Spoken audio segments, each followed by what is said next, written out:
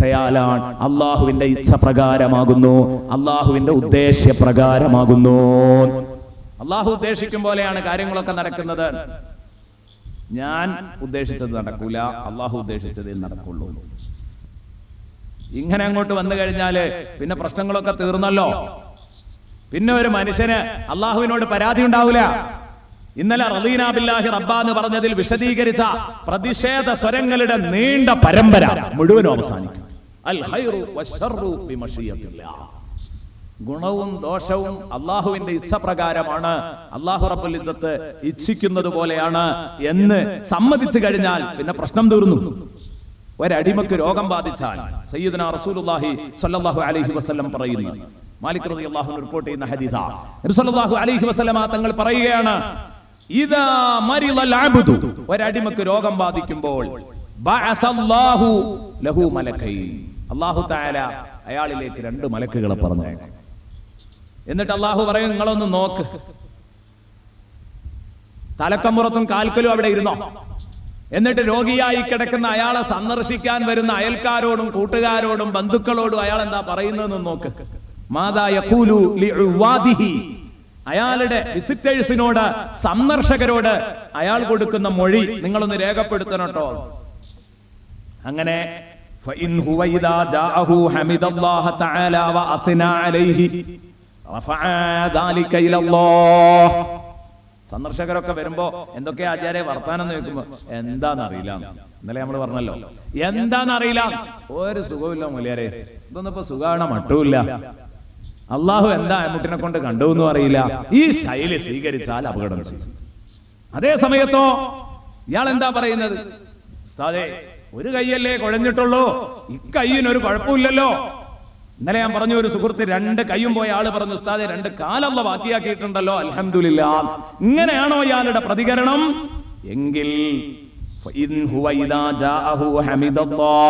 ഈ മലക്ക് വരുമ്പോ, ഈ മലക്ക് ഇവന്റെ അടുത്ത് വരുമ്പോൾ അല്ലാഹുവിനെ ഹംദ് ചെയ്യുന്നതാ കേൾക്കാനുള്ളതെങ്കിൽ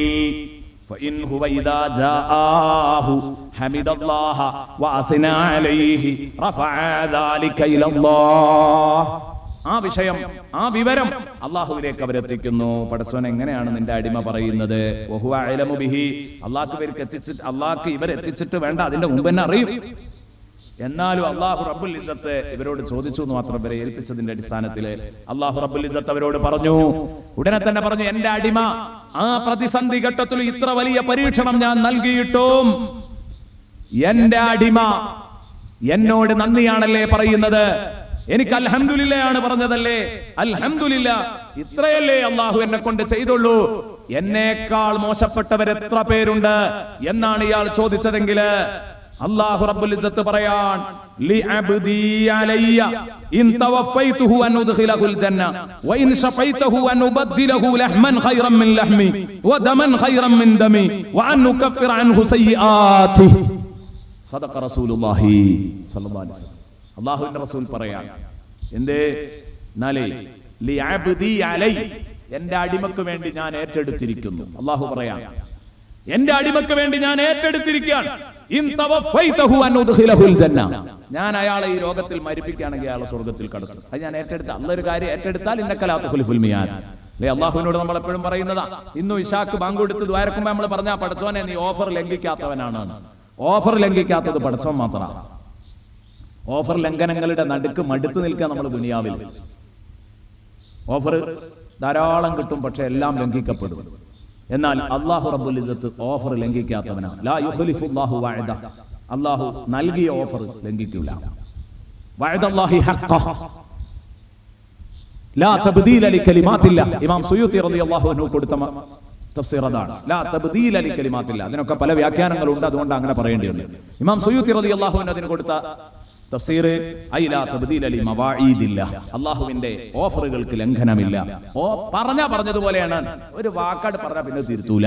ലാ തബ്ദീല ലികലിമാത്തില്ലാ, അല്ലാഹു പറഞ്ഞതുപോലെയാണ്. അപ്പൊ അല്ലാഹു പറഞ്ഞു, ഞാൻ ഏറ്റെടുത്തു. ആ മനുഷ്യനെ ഈ രോഗത്തിൽ മരിപ്പിക്കുകയാണെങ്കിൽ അയാളെ ഞാൻ സ്വർഗത്തിൽ കടത്തും. വഇൻ ശഫൈതുഹു, അയാളെ ഞാൻ സുഖപ്പെടുത്തുകയാണെങ്കിൽ അൻ ഉബദ്ദിലഹു ലഹ്മൻ ഖൈറൻ മിൻ ലഹ്മിഹി വദമൻ ഖൈറൻ മിൻ ദമിഹി, അയാളുടെ ശരീരം നേരത്തെ ശരീരത്തിൽ നേരത്തെ ഉള്ളതിനേക്കാൾ മെച്ചപ്പെട്ട മാംസം ഞാൻ അയാൾക്ക് നൽകും. നേരത്തെ ഉള്ളതിനേക്കാൾ അദ്ദേഹത്തിന്റെ ബ്ലഡ് അത് ഞാൻ ശുദ്ധീകരിക്കും. വദമൻ ഖൈറം മിൻ ദമിഹി, ചോര നന്നാക്കി കൊടുക്കും, മാംസം നന്നാക്കി കൊടുക്കും. ഞാൻ അയാളുടെ മുഴുവൻ പാപങ്ങളും അയാൾക്ക് പൊരുത്തപ്പെട്ടു കൊടുക്കും, അയാൾക്ക് മാപ്പാക്കി കൊടുക്കും. ഇനി ഒന്ന് ചിന്തിച്ചു നോക്ക്, ഇന്നലെ പറഞ്ഞത് ഇത് ഇയാൾക്ക് ഈ രോഗായത് ഹൈറോ ഷറോ? ഹൈറാണ്. ഇയാൾക്ക് ഈ രോഗായത് ഹൈറാണ്. അപ്പോഴാണ് ഇയാൾ പറയാ റളീതു ബില്ലാഹി റബ്ബാ, പടച്ചോനെ നിന്നെ രക്ഷിതാവ്, ഒരാഴ്ച എന്നെ ടൈഫോയിഡായി കിടത്തിയ പടച്ചോനെ, നിന്നെ റബ്ബുൽ ആലമീനായി എന്റെ റബ്ബായിട്ട് ഞാൻ നിന്നെ പൊരുത്തപ്പെട്ടു അല്ലാഹ്. അതിന് ഇതൊക്കെ അങ്ങോട്ട് അറിയണം, അപ്പോഴേ പറയാൻ കഴിയുള്ളൂ. കാരണം എനിക്കിത് വഴി ഒരുപാട് ഉയർച്ചകൾ ലഭിച്ചിട്ടുണ്ടാകുമെന്ന് അയാൾ മനസ്സിലാക്കുകയാണ്. അത് മനസ്സിലാക്കാൻ ഉയരുമ്പോഴേ പ്രിയപ്പെട്ട സുഹൃത്തുക്കളെ ഇത് മനസ്സിലാക്കാൻ പറ്റുള്ളൂ, ഇങ്ങനെ പറയാനും പറ്റുള്ളൂ. ബിസ്മില്ലാ വൽഹംദുലില്ലാ അൽ ഖൈറു വശ്ശർറു ബിമശിയത്തില്ലാഹ്. അപ്പോ ഖൈറും ഷർറും അല്ലാഹുവിന്റെ ഭാഗത്ത് നിന്നാണ്. ഈ ഷർറ് എന്ന് പറഞ്ഞ നമ്മുടെ വീക്ഷണത്തിൽ ഷർറ് ഖൈറ് ഇതൊക്കെ അല്ലാഹുവിന്റെ ഭാഗത്ത് നിന്നാണ് എന്ന് ഉറപ്പിച്ച് കളയുന്നു. അൽ ഖൈറു വശ്ശർറു ബിമശിയത്തില്ലാഹ്.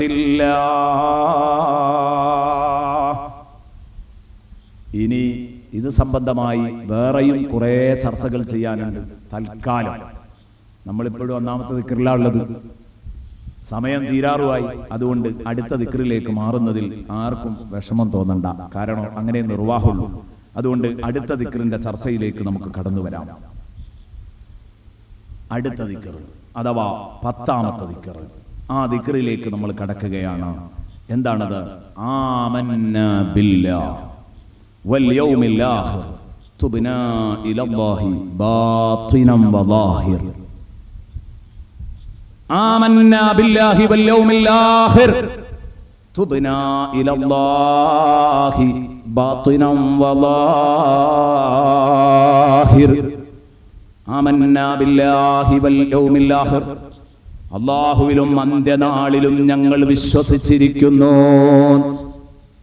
അല്ലാഹുവിലും അന്ത്യനാളിലും ഞങ്ങൾ വിശ്വസിച്ചിരിക്കുന്നു. അല്ലാഹുവിലും അന്ത്യനാളിലും ഞങ്ങൾ വിശ്വസിച്ചിരിക്കുന്നു. ഉറക്കെ പ്രഖ്യാപിക്കാൻ. എന്നിട്ട് തുബ്നാ ഇലല്ലാഹി ബാത്തിനം വലാഹിർ, അല്ലാഹുവിലേക്ക് ഞങ്ങള് രഹസ്യമായും പരസ്യമായും, പടച്ചവനെ പ്രത്യക്ഷത്തിലും പരോക്ഷമായും ഇതാ അല്ലാഹുവിലേക്ക് ഞങ്ങൾ തൗബ ചെയ്ത് മടങ്ങിയിരിക്കുന്നു. കൂട്ടായിട്ടിരുന്ന് പറയുന്നു, അല്ലെങ്കിൽ ഒറ്റയ്ക്കിരുന്ന് പറയുന്നു, ഒക്കെ പറയാം. അപ്പോഴും ചൊല്ലേണ്ടത് ഇങ്ങനെ തന്നെയാണ്. ആമന്നാ ബില്ലാഹി വൽ യൗമിൽ ആഖിർ തുബ്നാ ഇലല്ലാഹി ബാത്തിനം വലാഹിർ. ആദ്യമായിട്ട് അല്ലാഹുവിനെ കൊണ്ടും യൗമുൽ ആഖിർ കൊണ്ടുമുള്ള വിശ്വാസ പ്രഖ്യാപനമാണ് ആദ്യം നടക്കുന്നത്.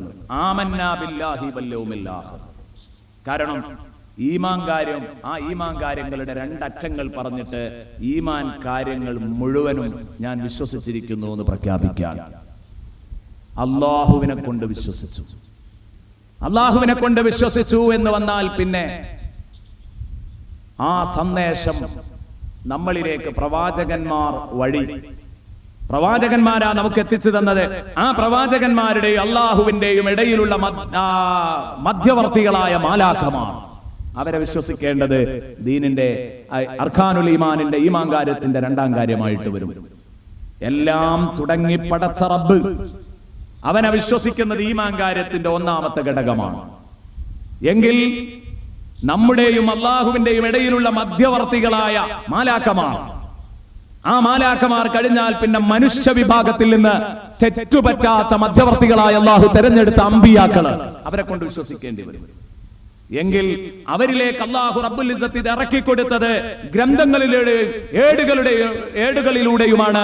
അല്ലാഹുവിന്റെ നിർദ്ദേശങ്ങള്, ദീനുൽ ഇസ്ലാമിന്റെ നിർദ്ദേശങ്ങൾ അല്ലാഹു കേൾപ്പിച്ചതെന്നതുകൊണ്ട് കുത്തുബുകളിൽ വിശ്വസിക്കേണ്ടി വരും, കിതാബുകളിൽ. ഇനിയോ ആ കിതാബുകളിൽ ഉള്ളതിനനുസരിച്ച് ജീവിതം ചിട്ടപ്പെടുത്തി ജീവിക്കണം എന്ന് പറഞ്ഞതിന്റെ താല്പര്യം അൽ യൗമുൽ ആഖിർ എന്ന് പറയുന്ന ഒരു ലാസ്റ്റ് ഡേ ഉണ്ട് എന്നുള്ള നിലക്കാണ്. ഒരു അവസാന നാള്.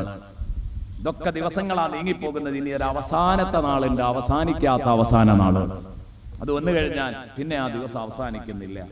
ഒന്നിരിക്കൽ ഖൈർ അല്ലെങ്കിൽ ഷർർ. അല്ലാഹു നമ്മെ അസ്ഹാബുൽ ഖൈറിലെ അസ്ഹാബു യമീനിലെ അല്ലാഹു എന്നെയും നിങ്ങളെയും ഉൾപ്പെടുത്തുമാറാവട്ടെ.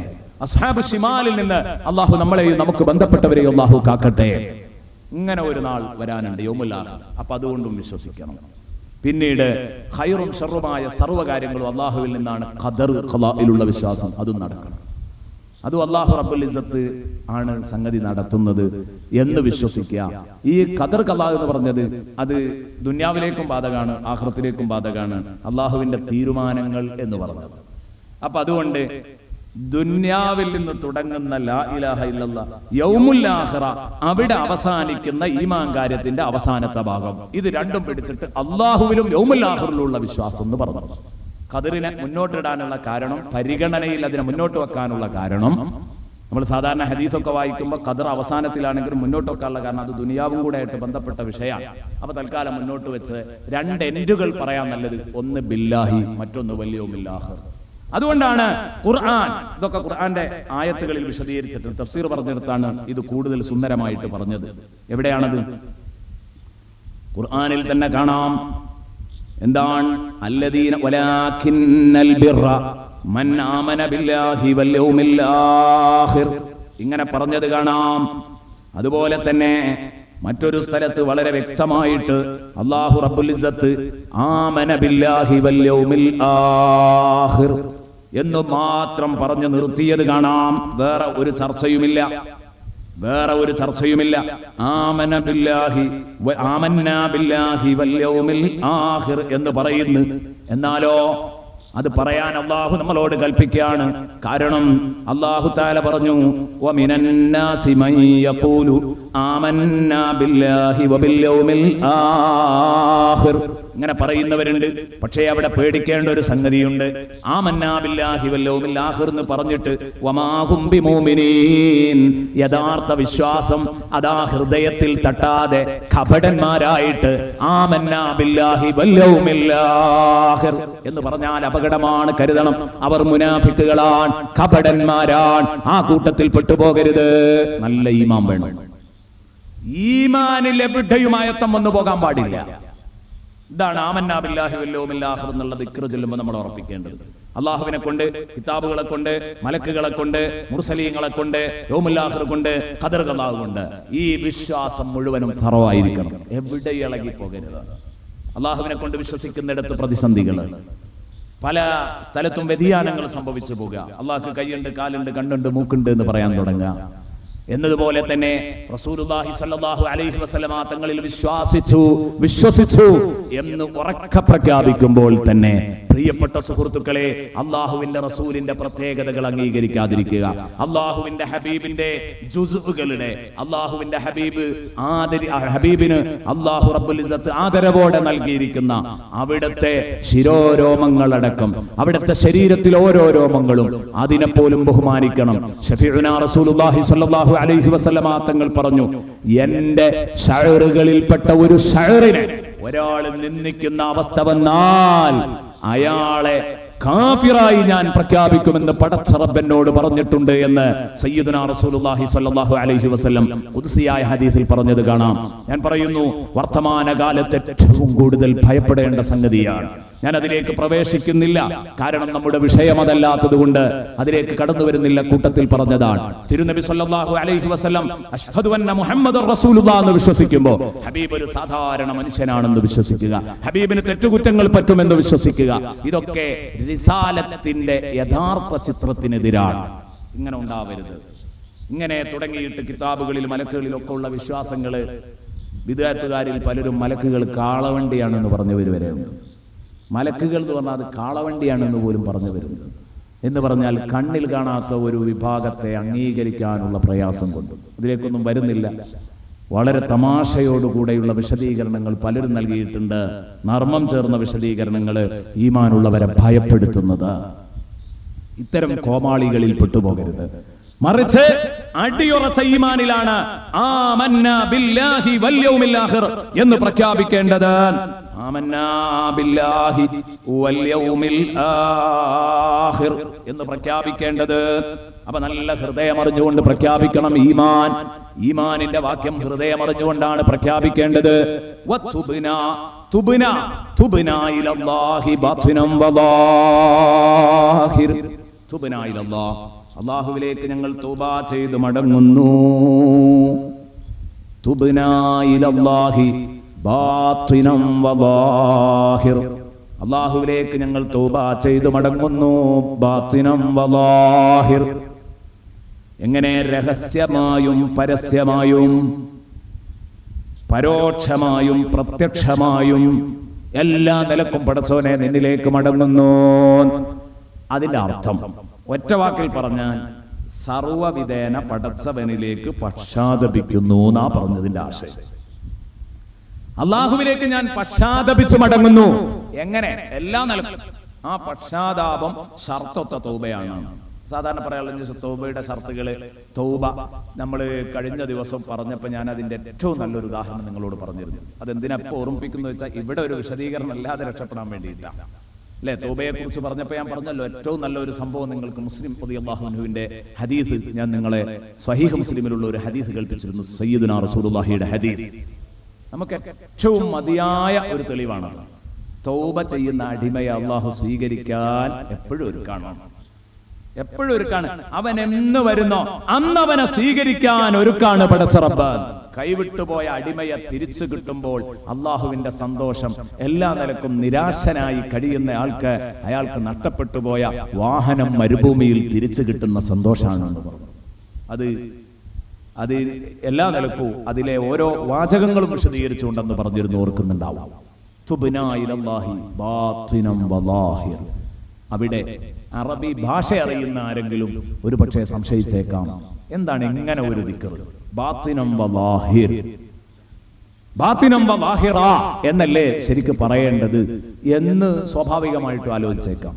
അബ്ദുല്ലാഹിൽ ഹദ്ദാദ് തങ്ങളുടെ ആ റാത്തീബ്, ഈ പറഞ്ഞ റാത്തീബ്, അതില് ബാത്തിനം വദാഹിർ എന്ന് കടന്നു വരുമ്പോൾ നമ്മുടെ മശായിഖ്മാരും ഉസ്താദുമാരുടെ ഉസ്താദുമാരൊക്കെ ചൊല്ലി വന്നൊരു ശൈലിയാണ്.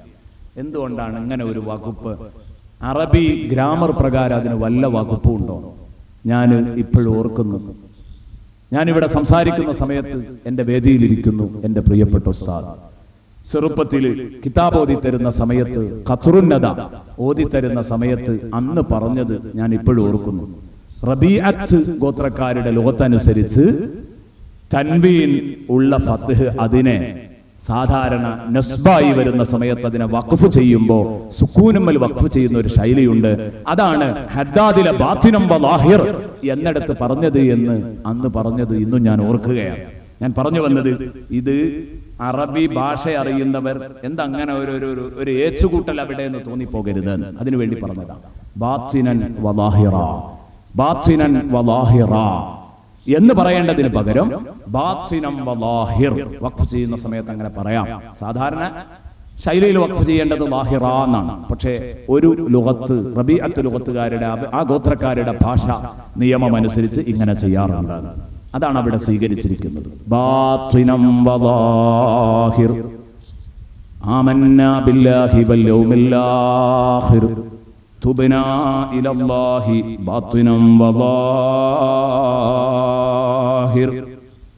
പ്രിയപ്പെട്ട സുഹൃത്തുക്കളെ, ഇത് പ്രഖ്യാപിക്കുന്ന സമയത്ത് നമുക്കുണ്ടായിരിക്കേണ്ട കുറെ ഗുണങ്ങളുണ്ട് കേട്ടോ. ഈമാനും തൗബയും പ്രഖ്യാപിക്കുകയാണ്. ഈ ഒരൊറ്റ ദിക്ർ ചൊല്ലുന്നതിലൂടെ നമ്മൾ വെറുതെ അങ്ങ് പ്രഖ്യാപിച്ചാൽ പോരാ.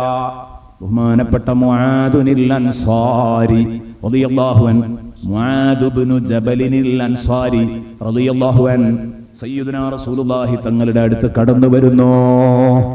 അല്ലാഹുവിന്റെ ഹബീബ് ചോദിക്കുന്നു, കൈഫ അസ്ബഹത യാ മുആദ്, മുആദേ ഇന്നത്തെ പ്രഭാതം എങ്ങനെയുണ്ട്? കൈഫ അസ്ബഹത യാ മുആദ്, മുആദേ ഇന്നത്തെ വെളുപ്പാങ്കാലം എങ്ങനെയുണ്ട്? സയ്യിദുനാ റസൂലുള്ളാഹിയുടെ അന്വേഷണം, അല്ലാഹുവിന്റെ റസൂലിന്റെ മറുപടി, ബഹുമാനപ്പെട്ട മുആദ് റളിയല്ലാഹു അൻഹുവിന്റെ മറുപടി, അസ്ബഹതു ലില്ലാഹി മുഅ്മിനാ, നബിയേ ഇന്നത്തെ വെളുപ്പാങ്കാലത്തും ഞാൻ ഉണർന്നത് മുഅ്മിന, യഥാർത്ഥ മുഅ്മിനായിട്ടാണ്. ഈമാൻ നഷ്ടപ്പെട്ടിട്ടില്ല തങ്ങളെ, ഇപ്പോഴും ഞാൻ മുഅ്മിനാണ്. നബി തങ്ങൾ പറഞ്ഞു, ഇന്ന ലികുല്ലി ഖൗലിൻ മിസ്ദാഖൻ വലികുല്ലി ഹഖ്ഖിൻ ഹഖീഖ. ഏതൊരു വാക്കിനും അതിന്റെ ഒരു സാക്ഷീകരണം ഉണ്ടാകും മുആദേ. വെറുതെ അങ്ങ് പറഞ്ഞാൽ പോരാ, ഏതൊരു വാക്കിനും അതിൻ്റെതായ ഒരു സാക്ഷീകരണം ഉണ്ടാകും, ഏതു സത്യത്തിനും ഒരു യാഥാർത്ഥ്യം ഉണ്ടാകും. അല്ലയോ മുആദേ, നിങ്ങൾ ഇന്ന് നേരം വെളുക്കുമ്പോൾ മൂമിനാണെന്ന് നിങ്ങൾ പ്രഖ്യാപിച്ചതിന്റെ സാക്ഷീകരണം എന്താണ്? ഫമാ മിസ്താഖു ഖൗലിക യാ മുആദ്.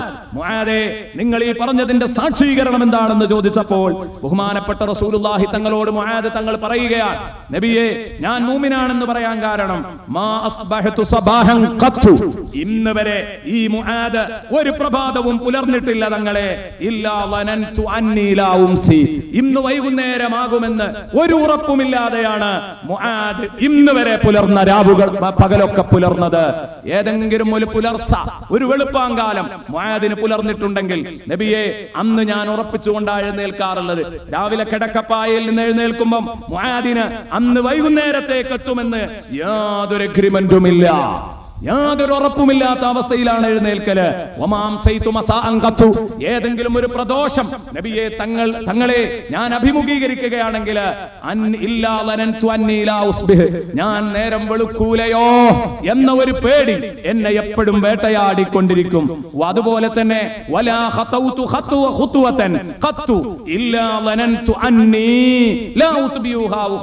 നബിയെ, എന്റെ ഈമാൻ ശരിയായോ, എന്റെ ഈമാനിന്റെ സാക്ഷീകരണം പൂർണ്ണമാണോ എന്ന് തങ്ങൾ പറയണം. ഞാൻ ഞാൻ ഒരു കാലം എടുത്തു വെക്കൂല, അടുത്ത കാലം അതിനോട് ചേർത്ത് വെക്കാൻ പറ്റുമോ എന്നുള്ള ഉറപ്പില്ലാതെയാണ് ഞാൻ ഒരു കാലം എടുത്തു വെക്കുന്നത്. നബിയെ, എനിക്ക് ഉറപ്പുണ്ട് അടുത്ത കാലം എടുത്തു വെക്കാൻ പറ്റിക്കൊള്ളുന്നില്ല. ഈ യഖീൻ എനിക്കുണ്ടെങ്കിൽ എന്റെ ഈമാൻ പരിപൂർണമാണോ? വകഅന്നി അൻദുറു ഇലാ കുല്ലി ഉമ്മത്തിൻ ജാതിയ കുല്ലു ഉമ്മത്തിൻ തുദഅ ഇലാ കിതാബിഹാ മഅ നബിയിഹാ വഔസാനിഹാ അല്ലതി കാനത് തഅബുദു മിൻ ദൂനില്ലാഹ്. ഇങ്ങനെ തുടങ്ങിയിട്ട് വകഅന്നി അൻദുറു ഇലാ ഉഖൂബതി അഹ്ലിന്നാർ വസവാബി അഹ്ലിൽ ജന്ന ഖാല നബി സല്ലല്ലാഹു അലൈഹി വസല്ലം അറഫ്ത ഫൽസം അറഫ്ത ഫൽസം അറഫ്ത ഫൽസം. ബഹുമാനപ്പെട്ട മുആദ് റളിയല്ലാഹു അൻഹു പറഞ്ഞു, കഴിഞ്ഞില്ല നബിയേ, എന്റെ കാര്യം ഇങ്ങനെയാണ്. എന്റെ ജീവിതത്തിൽ ഓരോ ഭാഗങ്ങളെയും ഞാൻ അഭിമുഖീകരിക്കുന്നത് ഇങ്ങനെയാണ്. മാത്രമല്ല, കഴിഞ്ഞുപോയ ഉമ്മത്തുകൾക്ക് വന്ന മഹാദുരന്തങ്ങളെ കുറിച്ച് ഞാൻ കേട്ടിട്ടുണ്ട്. ആ ഉമ്മത്തുകൾ, തകർന്നു കിടക്കുന്ന ഉമ്മത്തിനെ ഞാനിപ്പോ ഇങ്ങനെ കാണാൻ, ആദ് സമൂഹത്തെയും സമൂദ് ഗോത്രത്തെയും ഒക്കെ ഖുർആൻ എന്നോട് പറഞ്ഞത് എന്റെ കണ്ണിൽ ഞാൻ ഇങ്ങനെ കാണുന്നുണ്ട്. ആദ് സമൂഹം കടപുഴകി വീണ ഈത്തപ്പനകളെ പോലെ നിലംപതിച്ച് കിടക്കുന്നത് ഞാൻ എന്റെ കണ്ണുകൊണ്ട് കാണുന്നു. മതിയോ നബിയെ, ഈമാൻ പൂർണ്ണാണോ? ബഹുമാനപ്പെട്ട മുആദ് തങ്ങൾ ചോദിക്കുകയാണ്, നബിയെ, ഞാൻ സ്വർഗവും നരകവും ഒക്കെ ഈ ഭൂമിയിൽ നിന്ന് ഇങ്ങനെ കാണുന്നുണ്ട്. നല്ലവരെ അവരുടെ നബിമാരോടൊപ്പം, ചീത്ത ജനങ്ങളെ അവരാരാധിച്ചുകൊണ്ടിരുന്ന വിഗ്രഹങ്ങളോടൊപ്പം നാളെ മഹ്ശറിലേക്ക് ഒരുമിച്ച് കൂട്ടുന്ന രംഗം ഇന്ന് ഞാൻ എന്റെ കണ്ണുകൊണ്ട് കാണുന്നുണ്ട് തങ്ങളെ. മതിയോ ഈമാൻ? എന്റെ ഈമാനിന് സാക്ഷീകരണം പൂർണ്ണമാണോ നബിയെ? അവിടുന്ന് പറയുന്നു, മതി മതി. നബി തങ്ങൾ പറഞ്ഞു, അറഫ്ത, നീ അറിയേണ്ടത് അറിഞ്ഞിരിക്കുന്നു. ഫൽസം, ഇത് വിടണ്ട. സയ്യിദുനാ റസൂലുള്ളാഹി, ഇത് വിടണ്ട, അതവിടെ മുറുക്കി പിടിച്ചോ. ഇതന്നെയാണ് ഈമാൻ. മിസ്താഖ് പൂർണ്ണമാണെന്ന് സയ്യിദുനാ റസൂലുള്ളാഹി. അപ്പൊ നമ്മളൊക്കെ ആമന്നാ ബില്ലാഹി വൽ യൗമിൽ ആഖിർ എന്ന് പറഞ്ഞാൽ ഈ പറഞ്ഞ എന്തെങ്കിലും നമുക്കുണ്ടോ? ഈ പറഞ്ഞ ഒന്നും നമുക്കില്ല. അപ്പൊ അതുകൊണ്ട് നമ്മുടെ ഹൃദയത്തെ സ്ഫുടം ചെയ്തെടുക്കണം, നന്നായിട്ട് സ്ഫുടം ചെയ്തെടുക്കണം. എവിടെയാണ് പോരായ്മകളെങ്കിൽ തീർക്കണം. ഖുർആൻ ഓതിയിട്ട്, ഹദ്ദാദ് ചൊല്ലിയിട്ട്, നബി തങ്ങളെ സ്നേഹിച്ചിട്ട്, മഹാന്മാരുടെ മദ്ഹുകൾ പറഞ്ഞിട്ട്, അമലുകൾ ഒന്നും നഷ്ടപ്പെടുത്താതെ തിന്മകളിൽ നിന്ന് മാറി നിന്നിട്ട് തന്നെയായിരിക്കണം എന്റെ പ്രിയപ്പെട്ട സുഹൃത്തുക്കളെ ചെയ്യേണ്ടത്. ഇങ്ങനെ ബഹുമാനപ്പെട്ട റസൂലുള്ളാഹി സ്വല്ലല്ലാഹു അലൈഹി വസല്ലം ഹാരിസ റളിയല്ലാഹു അൻഹുവിനോട് ചോദിച്ചിട്ടുണ്ട്. മുആദ് റളിയല്ലാഹു അൻഹുവിനോട് മാത്രമല്ല, ഹാരിസ റളിയല്ലാഹു അൻഹുവിനോട് തന്റെ ഈമാനിക പ്രഖ്യാപനത്തിന്റെ യാഥാർത്ഥ്യം ചോദിച്ചപ്പോ അവിടുന്ന് പറഞ്ഞിട്ടുണ്ട്, ബഹുമാനപ്പെട്ട നബിയേ, യൗമുൽ ആഖിർ കൊണ്ടുള്ള എന്റെ വിശ്വാസം, അല്ലാഹുവിലുള്ള വിശ്വാസം, അത് ജാടയുടെ പ്രഖ്യാപനമല്ല തങ്ങളെ. കേവലം എന്റെ പ്രഖ്യാപനം, ഈമാനിന്റെ പ്രഖ്യാപനം ജാടയല്ല. നബിയേ അസഫത് നഫ്സി അനി ദുനിയ ഫസ്തവ ഇൻദി ദഹബുഹാ വഹജറുഹാ വശിദ്ദതുഹാ വറഖാഉഹാ വകഅന്നി ബിഅർശി റബ്ബി ബാരിസ് വകഅന്ന അഹ്ലൽ ജന്നതി ഫിൽ ജന്നതി യതസാവറൂന വയതനഅമൂൻ വകഅന്ന അഹ്ലൻ നാരി ഫിൻ നാരി യതആവൂന വയുഅദ്ദബൂൻ. നബി സല്ലല്ലാഹു അലൈഹി വസല്ലമ തങ്ങൾ ചോദിച്ചപ്പം ബഹുമാനപ്പെട്ട ഹാരിസ തങ്ങൾ നൽകിയ തന്റെ ഈമാനിക പ്രഖ്യാപനത്തിന്റെ സാക്ഷീകരണമാണിത്. എന്തേ നബിയെ, എന്റെ അടുത്ത് ഈ ദുനിയാവിനെ തൊട്ട് എന്റെ നഫ്സിന് ചടപ്പാ. ദുനിയാവ് അത് എനിക്ക് മനം മടുത്ത ഒരു കേസാണ്. ദുനിയാവിലെ കനകവും കല്ലും എനിക്കൊരുപോലെയാണ്. ദുനിയാവിലെ കനകവും കല്ലും ഒരുപോലെയാണ്. സ്വർണവും കല്ലും ചരക്കല്ലിനെ കാണും പോലെ ഞാൻ സ്വർണത്തെ കാണുന്നുള്ളൂ. ഇതൊക്കെ പറയുമ്പോ ഞാനിത് പറയുന്നു എന്നല്ലാതെ നിങ്ങളിത് കേൾക്കുന്നു എന്നല്ലാതെ എന്തെങ്കിലും ഒരു മാറ്റം നിങ്ങളൊന്ന് ആലോചിച്ച് നോക്കൂ അല്ലേ? നമുക്കുണ്ടോ? നമ്മൾ വെറും ദുനിയാവിന്റെ ഇബാദുകളായി അടിമകളായി മാറുകയല്ലേ ചെയ്യുന്നത്? ചിന്തിക്കണം. ദുനിയാവ് ഉണ്ടാക്കണ്ടെന്ന് ഈ പറഞ്ഞതിന് അർത്ഥമല്ല. ദുനിയാവ് വേണം, എത്രയും വേണം, എത്രയും ആവാം. ഹലാലായ ആ പരിധിക്കുള്ളിൽ നിന്ന് എത്ര സമ്പാദിക്കുന്നതിനും കുറ്റപ്പെടുത്തുന്നില്ല. അതിനടച്ചു തീർക്കേണ്ട തീരുവകൾ അടച്ചു തീർക്കണമെന്ന് മാത്രം. അത് സമ്പാദിക്കുന്ന തിരക്കില് അള്ളാഹുവിനുള്ള ഒരമലും മുടങ്ങിപ്പോകാനും പാടില്ല. നിർബന്ധമായ ഒരു കർമ്മവും മുടക്കിയിട്ട് ഒരു സമ്പാദ്യവും പറ്റില്ല. അത് കാര്യങ്ങൾ കുറെ പറയാനുള്ളതാണ്, അതിലേക്ക് കടക്കുന്നില്ല. അത് പറയണമെങ്കിൽ സൂറത്ത് ആല ഇമ്രാനിലെ വളരെ ബൃഹത്തായ ഒരു ആയത്തുണ്ട്. ഞാൻ മുമ്പ് 1-2 സീഡികളിൽ അതേക്കുറിച്ച് തന്നെ പറഞ്ഞ് സംസാരിച്ചിരുന്നു. ദുനിയാവിലെ 6 അപ്പക്കഷ്ണങ്ങൾ, മനുഷ്യ സഹജമായി താല്പര്യമുള്ള 6 അപ്പക്കഷ്ണങ്ങൾ ആയത്തിനകത്ത് പറയുന്നുണ്ട്. അത് മനുഷ്യ സഹജമായി മനുഷ്യന് ഇമ്പമുള്ള 6 കാര്യങ്ങളാണ്. അതിന് 2 വശമുണ്ട്. ഒന്ന്, അത് അള്ളാഹുവിന് പൊരുത്തപ്പെട്ട രീതിയിലാകും, ചിലപ്പോൾ അള്ളാഹുവിന് പൊരുത്തപ്പെടാത്ത രീതിയിലാകും. ഇലാഹി പ്രചോദനം വഴിയുള്ളതാണെങ്കിൽ 6 അപ്പക്കഷ്ണങ്ങളും സ്വാഗതാർഹമാണ്. എന്തൊക്കെയാ? ഭാര്യ, മക്കള്, പണം, വാഹനം, കൃഷി, നാൽക്കാലികൾ. ഇതാണ് 6. അതൊക്കെ സന്തോഷകരാണ് അള്ളാഹുവിന്റെ പൊരുത്തത്തിലാണെങ്കിൽ. അള്ളാഹുവിന്റെ പൊരുത്തത്തിലല്ലെങ്കിൽ 6 മോശമാണ്. ബഹുമാനപ്പെട്ട ഇസ്മായിലുൽ ഹഖി റഹ്മത്തുള്ളാഹി അലൈഹി പറയുന്നുണ്ട്, അതുകൊണ്ടാണ് അല്ലാഹു എന്ന് തെളിച്ചു പറഞ്ഞില്ല, സയ്യനല്ലാഹു ലിന്നാസ് എന്ന് തെളിച്ചു പറഞ്ഞില്ല, അല്ലെങ്കിൽ സയ്യന ശൈത്താനു എന്നും തെളിച്ചു പറഞ്ഞില്ല. അല്ലാഹു തെളിച്ചു പറയാതെ സുയ്യിന ലിന്നാസി ഹുബ്ബു ശഹവാത്ത് എന്ന് പറഞ്ഞു. മജ്ഹൂലാക്കി കർമ്മണി പ്രയോഗത്തിൽ പ്രയോഗിച്ചു. കാരണം ആര് ഭംഗിയാക്കി കൊടുത്തു എന്ന് തുറന്നിട്ട് പറഞ്ഞില്ല. കാരണം സയ്യന അല്ലാഹുവും ഉണ്ടാകും, സയ്യന ശൈത്താനും ഉണ്ടാകും. അല്ലാഹു ആണ് ഭംഗിയാക്കി കൊടുക്കുന്നതെങ്കിൽ അത് മഅ്ദൂനാണ്, അനുവദിക്കപ്പെട്ടതാണ്.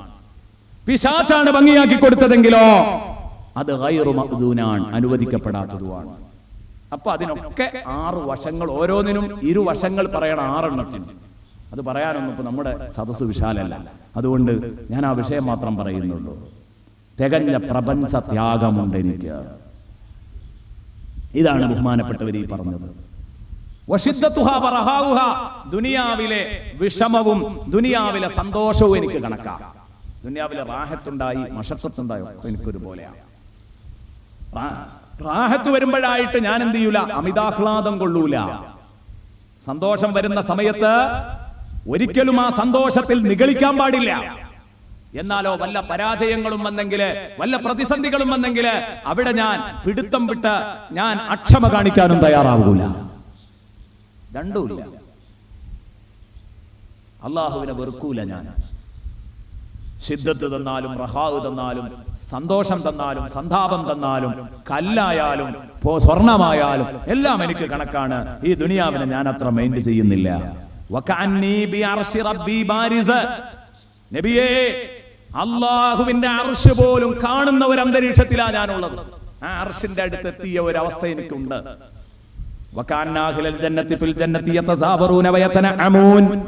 സ്വർഗാവകാശികൾ സ്വർഗത്തില് അവർ പരസ്പരം ഒരാൾ മറ്റൊരാളെ വിസിറ്റ് ചെയ്തിരിക്കുന്ന രംഗം അത് ഞാൻ ഇങ്ങനെ കാണാൻ. വാപ്പ മക്കളെ കാണാം, മക്കള് വാപ്പാനെ കാണാൻ പോകുന്നത്, ശിഷ്യന്മാർ ഉസ്താദുമാരെ കാണാൻ പോകുന്നത്, പരസ്പരം അങ്ങോട്ടും ഇങ്ങോട്ടും സ്വർഗത്തിൽ സന്തോഷത്തോടെ കഴിഞ്ഞുകൂടുന്നത്, കുടുംബങ്ങൾ പരസ്പരം ഒത്തുകൂടുന്നത്. സൂറത്തുർ റഅദിൽ അല്ലാഹു നൽകിയ ഒരു വലിയ ഓഫറാണ് പ്രിയപ്പെട്ട കൂട്ടുകാരെ ഇത്. ജന്നാത്തു അദ്നി യദ്ഖുലൂനഹാ വമൻ സലഹ മിൻ ആബാഇഹിം വഅസ്വാജിഹിം വദുർരിയാതിഹിം. എത്ര ആളുകൾ ചിന്തിച്ചിട്ടുണ്ട് ഇതേക്കുറിച്ച്? പടച്ചോനെ, നാളെ സ്വർഗത്തിലെ കുടുംബ സംഗമം എനിക്ക് ഒരുങ്ങി കിട്ടുമോ എന്ന് ആലോചിച്ച എത്ര പേരുണ്ട്? ഞാൻ ചോദിക്കട്ടെ, അത് താല്പര്യപ്പെടാത്ത ആരെങ്കിലും ഈ സദസ്സിലുണ്ടോ? കുടുംബ സംഗമം സ്വർഗത്തിലെ എന്റെ കെട്ടിയോളും കുട്ടികളും എന്റെ ഉമ്മയും വാപ്പയും എന്റെ ഉസ്താദുമാര് എന്റെ തിൽമി വിദ്യാർത്ഥികള് ഇവരൊക്കെ ഒരു ലോകത്ത് ഒരുമിച്ച് കൂടാൻ ഇഷ്ടപ്പെടാത്ത ആരെങ്കിലും ഉണ്ടോ? പ്രിയപ്പെട്ട സുഹൃത്തുക്കളെ, കുടുംബങ്ങൾ ഒത്തുകൂടാൻ താല്പര്യപ്പെടാത്തവരുണ്ടാവില്ല. ആ കുടുംബം എന്ന് പറഞ്ഞാൽ നസബിലൂടെയുള്ള കുടുംബം മാത്രമല്ല, തറവാട് വഴിക്കുള്ള കുടുംബം മാത്രമല്ല, ആത്മീയ കുടുംബവും പെടും. ഉസ്താദുമാർ നമ്മുടെ പിതാക്കന്മാരാണ്. ഉസ്താദുമാർ നമ്മുടെ പിതാക്കന്മാരാണ്. ആത്മീയ വഴിക്കുള്ള കുടുംബവും അതിൽ ഉൾപ്പെടുമെന്ന് പണ്ഡിതന്മാർ വിശദീകരിച്ചിട്ടുണ്ട്. അപ്പൊ എല്ലാവർക്കും സ്വർഗത്തിൽ ഒരുമിച്ച് കൂടാൻ പറ്റാന്ന് പറഞ്ഞാൽ അത് എത്ര വലിയ സന്തോഷമാണ് പ്രിയപ്പെട്ട കൂട്ടുകാരെ. അതാ ഞാൻ നേരത്തെ വളരെ വികാരപ്പെട്ടുകൊണ്ട് നിങ്ങളോട് പറഞ്ഞൊരു കലിമത്തുണ്ടായിരുന്നു, ഓർക്കുന്നില്ലേ നിങ്ങൾ? ബിസ്മില്ലാഹിർ റഹ്മാനിർ റഹീം എന്ന്. അയാൾ മരിക്കുമ്പം ഗർഭത്തിലിരിക്കുന്ന കുഞ്ഞ് വളർന്ന് വലുതായി സ്കൂളിൽ മദ്രസയിൽ ചേർത്തി ഓത്തുപള്ളിയിൽ നിന്ന് ഉസ്താദ് ചൊല്ലിക്കൊടുക്കുമ്പോൾ അയാൾക്ക് ഖബർ ശിക്ഷ ഒഴിവായി കിട്ടി എന്ന് കേട്ടെങ്കിൽ ആ സമയത്ത് നമുക്കിത് വല്ലാത്ത സന്തോഷമുള്ള കാര്യമാണ്. എന്ത്? നമ്മുടെ മാതാപിതാക്കൾ ഖബറിലാണ്, നമ്മുടെ ഉസ്താദുമാരുടെ മാതാപിതാക്കൾ ഖബറിലാണ്. നമുക്ക് ഭക്ഷണം തന്നവരും വെള്ളം തന്നവരും ഓതുന്ന കാലത്ത് സഹായിച്ചവര് ഇന്നും സഹായിച്ചുകൊണ്ടിരിക്കുന്ന ധാരാളം ആളുകൾ, ഇതുപോലുള്ള സദസ്സുകളിൽ സജീവമായി വരുന്ന നിങ്ങൾ, നമുക്കൊക്കെ ബന്ധപ്പെട്ടവരും അവരുടെ മാതാപിതാക്കളും ഒക്കെ പലപ്പോഴും ഖബറിലാണ്. പടച്ചോനെ, ഞങ്ങളെ നീ സ്വർഗത്തിൽ വാപ്പയും ഉമ്മയും മക്കളും ഭാര്യയും ഭർത്താവും ഒരുമിച്ച് കൂടുന്ന സ്വർഗത്തിൽ ഒരുമിച്ച് കൂട്ടണേ അല്ലാഹ്. അല്ലാഹുവേ, നീ ഞങ്ങൾക്ക് തന്ന ഈ ഓഫർ നീ പുലർത്തി തരണം റഹ്മാനെ. ഞങ്ങളെ നീ ഖായിബാക്കല്ല അല്ലാഹ്, ഞങ്ങളെ നീ ഖായിബാക്കല്ല അല്ലാഹ്. പടച്ചോനെ, അതിന് വാപ്പയും ഉമ്മയും മക്കളും ഭാര്യയും ഭർത്താവും ആയാ വരുമെന്നല്ല നീ പറഞ്ഞത്, മറിച്ച് വമൻ സലഹ മിൻ ആബാഇഹിം വഅസ്വാജിഹിം വദുർരിയാതിഹിം, ആ കുടുംബം സാലിഹീങ്ങളാവണം. പടച്ചോനെ, സ്വർഗം വാങ്ങാൻ സ്വർഗത്തിൽ ഒരുമിച്ചിരിക്കാൻ പറ്റിയ ഒരു കുടുംബമാക്കി ഞങ്ങളെ കുടുംബത്തെ നീ മാറ്റിത്തരണേ അല്ലാ. ഞങ്ങളെ കുടുംബത്തെ നീ മാറ്റിത്തരണേ അല്ലാ, നീ മാറ്റിത്തരണേ അല്ലാ. റഹ്മാനായ റബ്ബേ, ഞങ്ങൾ ആദരിക്കുന്നവരിൽ നിന്ന്, ഞങ്ങൾ ബഹുമാനിക്കുന്നവരിൽ നിന്ന്, ഞങ്ങൾക്ക് അക്ഷരാഭ്യാസം നൽകിയവരിൽ നിന്ന് റഹ്മാനായ റബ്ബേ സ്വർഗത്തിലെ കായ്ക്കനികൾ വാങ്ങി ഞങ്ങളെ കുടുംബത്തിന് കൊടുക്കാൻ പടച്ചവനെ ഞങ്ങൾക്ക് നീ സന്തോഷം നൽകണേ അല്ലാ. സ്വർഗത്തിൽ ഒരുമിച്ച് കൂട്ടണേ അല്ലാ. ആ സ്വർഗാവകാശികൾ പരസ്പരം അങ്ങോട്ടും ഇങ്ങോട്ടും കാണാൻ പോകുന്നത്, അവർ സ്വർഗത്തിൽ അനുഭവിച്ചുകൊണ്ടിരിക്കുന്ന സുഖാനുഭൂതികള്, നരകാവകാശികൾ കഷ്ടപ്പെടുന്നത്, അതുപോലെ തന്നെ നരകാവകാശികൾ നരകത്തിൽ കിടന്നുകൊണ്ട് അലറുന്നത്, കുരച്ച് ചാടുന്നത് നബിയെ ഞാനിവിടെ കണ്ടുകൊണ്ടിരിക്കുകയാണ്.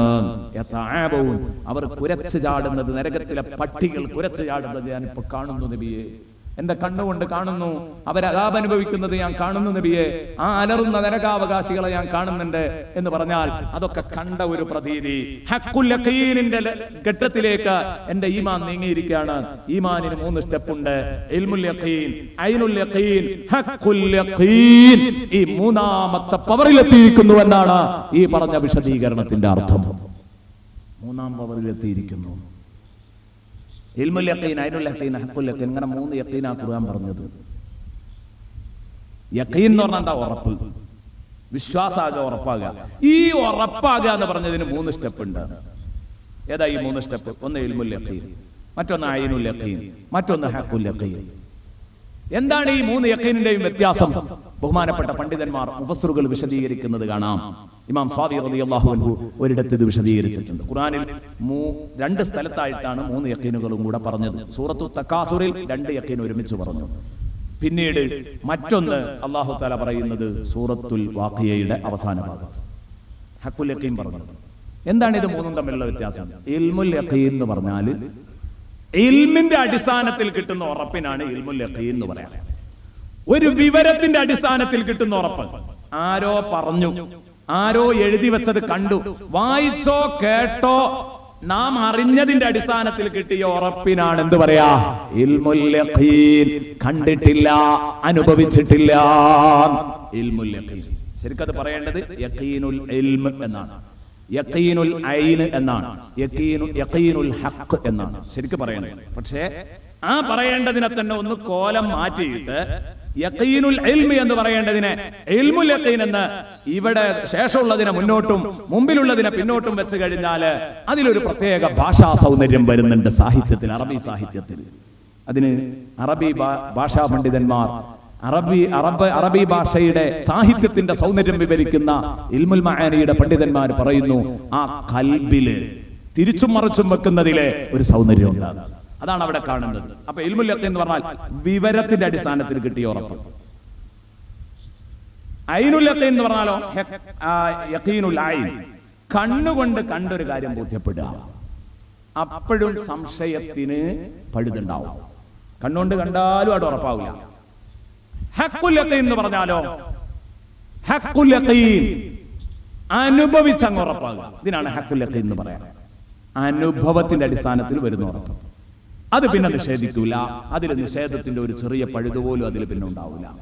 ഹഖ്ഖുൽ യഖീനില് ഇത് അതിന്റെ വളരെ പ്രധാനപ്പെട്ട ഒരു സംഗതിയാണ്. എന്റെ പ്രിയപ്പെട്ട സഹോദരങ്ങൾ ആലോചിക്കണം. ഞാനൊരു ഉദാഹരണത്തിലൂടെ അത് മൂന്നും കൂടെയാണ് പറഞ്ഞുതരാം. എന്നാ വേഗം തിരിഞ്ഞു. ഞാൻ പലപ്പോഴും എൻ്റെ ഖുർആൻ പ്രഭാഷണങ്ങളിൽ പല സ്ഥലങ്ങളിലും ഞാൻ ഇത് വിശദീകരിക്കാൻ വേണ്ടി ആ ഉദാഹരണങ്ങൾ ഉപയോഗപ്പെടുത്തിയിട്ടുണ്ട്. എന്താണ് ഈ മൂന്ന് ഉദാഹരണങ്ങൾ? ഇൽമുൽ യഖീൻ, ഹഖ്ഖുൽ യഖീൻ, ഐനുൽ യഖീൻ, ഹഖ്ഖുൽ യഖീൻ. ഇൽമുൽ യഖീൻ എന്ന് പറഞ്ഞാൽ വിവരത്തിന്റെ അടിസ്ഥാനത്തിൽ കിട്ടിയ ഉറപ്പ്. ഇപ്പോ നിങ്ങളിൽ ഒരാൾ ഇപ്പോ ബോംബെയിൽ പോയി വന്നു, അല്ലെങ്കിൽ അമേരിക്കയിൽ പോയി വന്നു, എന്നിട്ട് അവിടെ നിന്നൊരു വിവരമായിട്ട് നിങ്ങൾ എൻ്റെ അടുത്തെത്തി. നിങ്ങളത് പറഞ്ഞു, നിങ്ങളത് സ്ഥിരീകരിച്ചതിന്റെ അടിസ്ഥാനത്തിൽ എനിക്ക് നിങ്ങളെപ്പറ്റി നല്ല വിശ്വാസമാണ്, കളവ് പറയൂല, ഇപ്പൊ എനിക്ക് ഉറപ്പായി അങ്ങനെ സംഗതി ഉണ്ട്. അവിടുന്ന് ഞാനൊരു പഴം കഴിച്ചു, നിങ്ങൾ പറഞ്ഞു. ബോംബെയിൽ നിന്ന് ഞാനൊരു പഴം തിന്നു, അതിങ്ങനെയാണ്, ഓറഞ്ചിന്റെ രൂപമാണ്, കണ്ടാൽ ഓറഞ്ചിന്റെ അതേ രൂപമാണ്, പക്ഷെ മണത്ത് നോക്കിയാൽ സ്മെല്ല് മാമ്പഴത്തിന്റെ സ്മെല്ലാണ്, മാങ്ങയുടെ സ്മെല്ലാണ്. അതേസമയം തിന്നു നോക്കുകയാണെങ്കിൽ പൈനാപ്പിളിന്റെ രുചിയാണ്. ഇത് ഞാൻ വെറുതെ ഒരു ഉദാഹരണമായിട്ട് നിങ്ങളുടെ മുമ്പിൽ സങ്കല്പിച്ചു പറയാം. നിങ്ങൾ എന്നോട് പറഞ്ഞു, ഞാൻ അതോട് ഉറപ്പിച്ചു അങ്ങനെ ഒരു പഴമുണ്ട്. കാരണം എന്താ? നിങ്ങൾ സത്യം പറയുള്ളൂ എന്നൊരു വിശ്വാസം എനിക്കുണ്ട്. എന്നാലോ ചില ആളുകളുണ്ടാവും, ഏതെങ്കിലും ഒരു വിസിറ്റ് കഴിഞ്ഞു വന്നാൽ തിന്നാത്തതും കാണാത്തതൊന്നും ഉണ്ടാവില്ല, ബഡായി എന്നെ പറയണമല്ലോ, ഓരോ വിശ്വാസം ഉണ്ടാവില്ല. സാദിഖീങ്ങളെ ഈ കാര്യത്തിൽ വിശ്വസിക്കുള്ളൂ. ഇപ്പൊ ബോംബെ പോയിട്ട് ഒരു സ്ഥിരീകരണം നടത്തി എന്ന് പറഞ്ഞാൽ ചിലത് കള്ളം പറയും, ചിലപ്പോൾ സത്യം പറയും. അത് രണ്ടും ഉണ്ടാവാം, രണ്ടും നമ്മൾ അനുഭവിച്ചതാണ്. ഏതാവട്ടെ എൻ്റെ പ്രിയപ്പെട്ട സുഹൃത്തുക്കളെ, ഞാൻ പറഞ്ഞു വന്നത്, ഇവിടെ ഈ പറഞ്ഞയാളെ എനിക്ക് ഉറപ്പാ സത്യം പറയുള്ളൂ. അപ്പൊ ഞാൻ അങ്ങോട്ട് ഉറപ്പിച്ചു. ഈ ഉറപ്പിച്ചതിന്റെ അടിസ്ഥാനത്തിൽ എനിക്ക് കിട്ടിയ വിവരത്തിനാണ് ഇൽമുൽ യഖീൻ എന്ന് പറയാം. പക്ഷേ ഇത് പതറാം. കാരണം എന്താ? കാണുമ്പോ അങ്ങനെ അല്ലെങ്കിൽ പതറും. അടുത്ത തവണ നിങ്ങൾ പോയി വന്നപ്പോ ആ പഴം കൊണ്ടുവന്നിട്ട് എനിക്ക് ഇങ്ങനെ കാണിച്ചു, ഇതാണ് ആ പഴം. അപ്പൊ കണ്ടപ്പോ അത് ഓറഞ്ചിന്റെ രൂപമുണ്ട്. അപ്പൊ ഒന്ന് റെഡി. ഇനി സ്മെല്ലും രുചിയും അത് തന്നെയാണോ, ടേസ്റ്റും സ്മെല്ലും അതാണോ എന്ന് അറിയണമെങ്കിൽ അത് കയ്യിലെത്തണം, അനുഭവിക്കണം. കണ്ടതുകൊണ്ട് യഖീൻ കിട്ടി. ഒരു പഴുതടണ്ട്, നിഷേധത്തിന്റെ ഒരു പഴുതടണ്ട്. എന്നാൽ ഇനി അതിന്റെ ഒരു കഷ്ണം വെട്ടിയിട്ട് ഇങ്ങോട്ട് തന്നു, ഞാനതൊന്ന് മണത്തു നോക്കി, ബോധ്യപ്പെട്ടു, തിന്നിറക്കി, രുചിയും ബോധ്യപ്പെട്ടു. ഇപ്പൊ കിട്ടിയ ഈ യഖീനാണ് ഹഖ്ഖുൽ യഖീൻ എന്ന് പറയാം. എന്നതുപോലെ നരകവും സ്വർഗവും പടച്ചോനും ഇതൊന്നും നമ്മൾ കണ്ടിട്ടില്ല. നമ്മൾ കാണാത്ത കേസല്ലേ ഇതൊക്കെ? മുഹമ്മദുർ റസൂലുള്ളാഹി പറഞ്ഞു, മക്കളെ ഞാൻ കണ്ടിട്ടുണ്ട്. മുഹമ്മദ് റസൂലുള്ളാഹി ദുനിയാവിൽ തന്നെ കാണുകയാണ് ഇതൊക്കെ. ഞമ്മക്ക് ആ മനുഷ്യനെ വലിയ ഉറപ്പുമാണ്, നമ്മൾ അങ്ങോട്ട് വിശ്വസിച്ചു. ഈമാനിന്റെ ഒന്നാം ഘട്ടം ഏതാ? ഇൽമുൽ യഖീൻ. പറഞ്ഞു തന്ന വിവരത്തിന്റെ അടിസ്ഥാനത്തിലുള്ള ഉറപ്പാണ്. നാളെ പരലോകത്ത് പുനരുത്ഥാനം കഴിഞ്ഞിട്ട് നരകം മുമ്പിൽ കാണും. അപ്പം കിട്ടുന്ന അറിവാണ് ഐനുൽ യഖീൻ. കണ്ടുറപ്പാകും, കണ്ണിൽ കണ്ടുറപ്പാകും. പിന്നെ കുറച്ച് കഴിഞ്ഞിട്ടുള്ള നമ്മളെ നരകത്തിൽ എടുത്തെറിയും.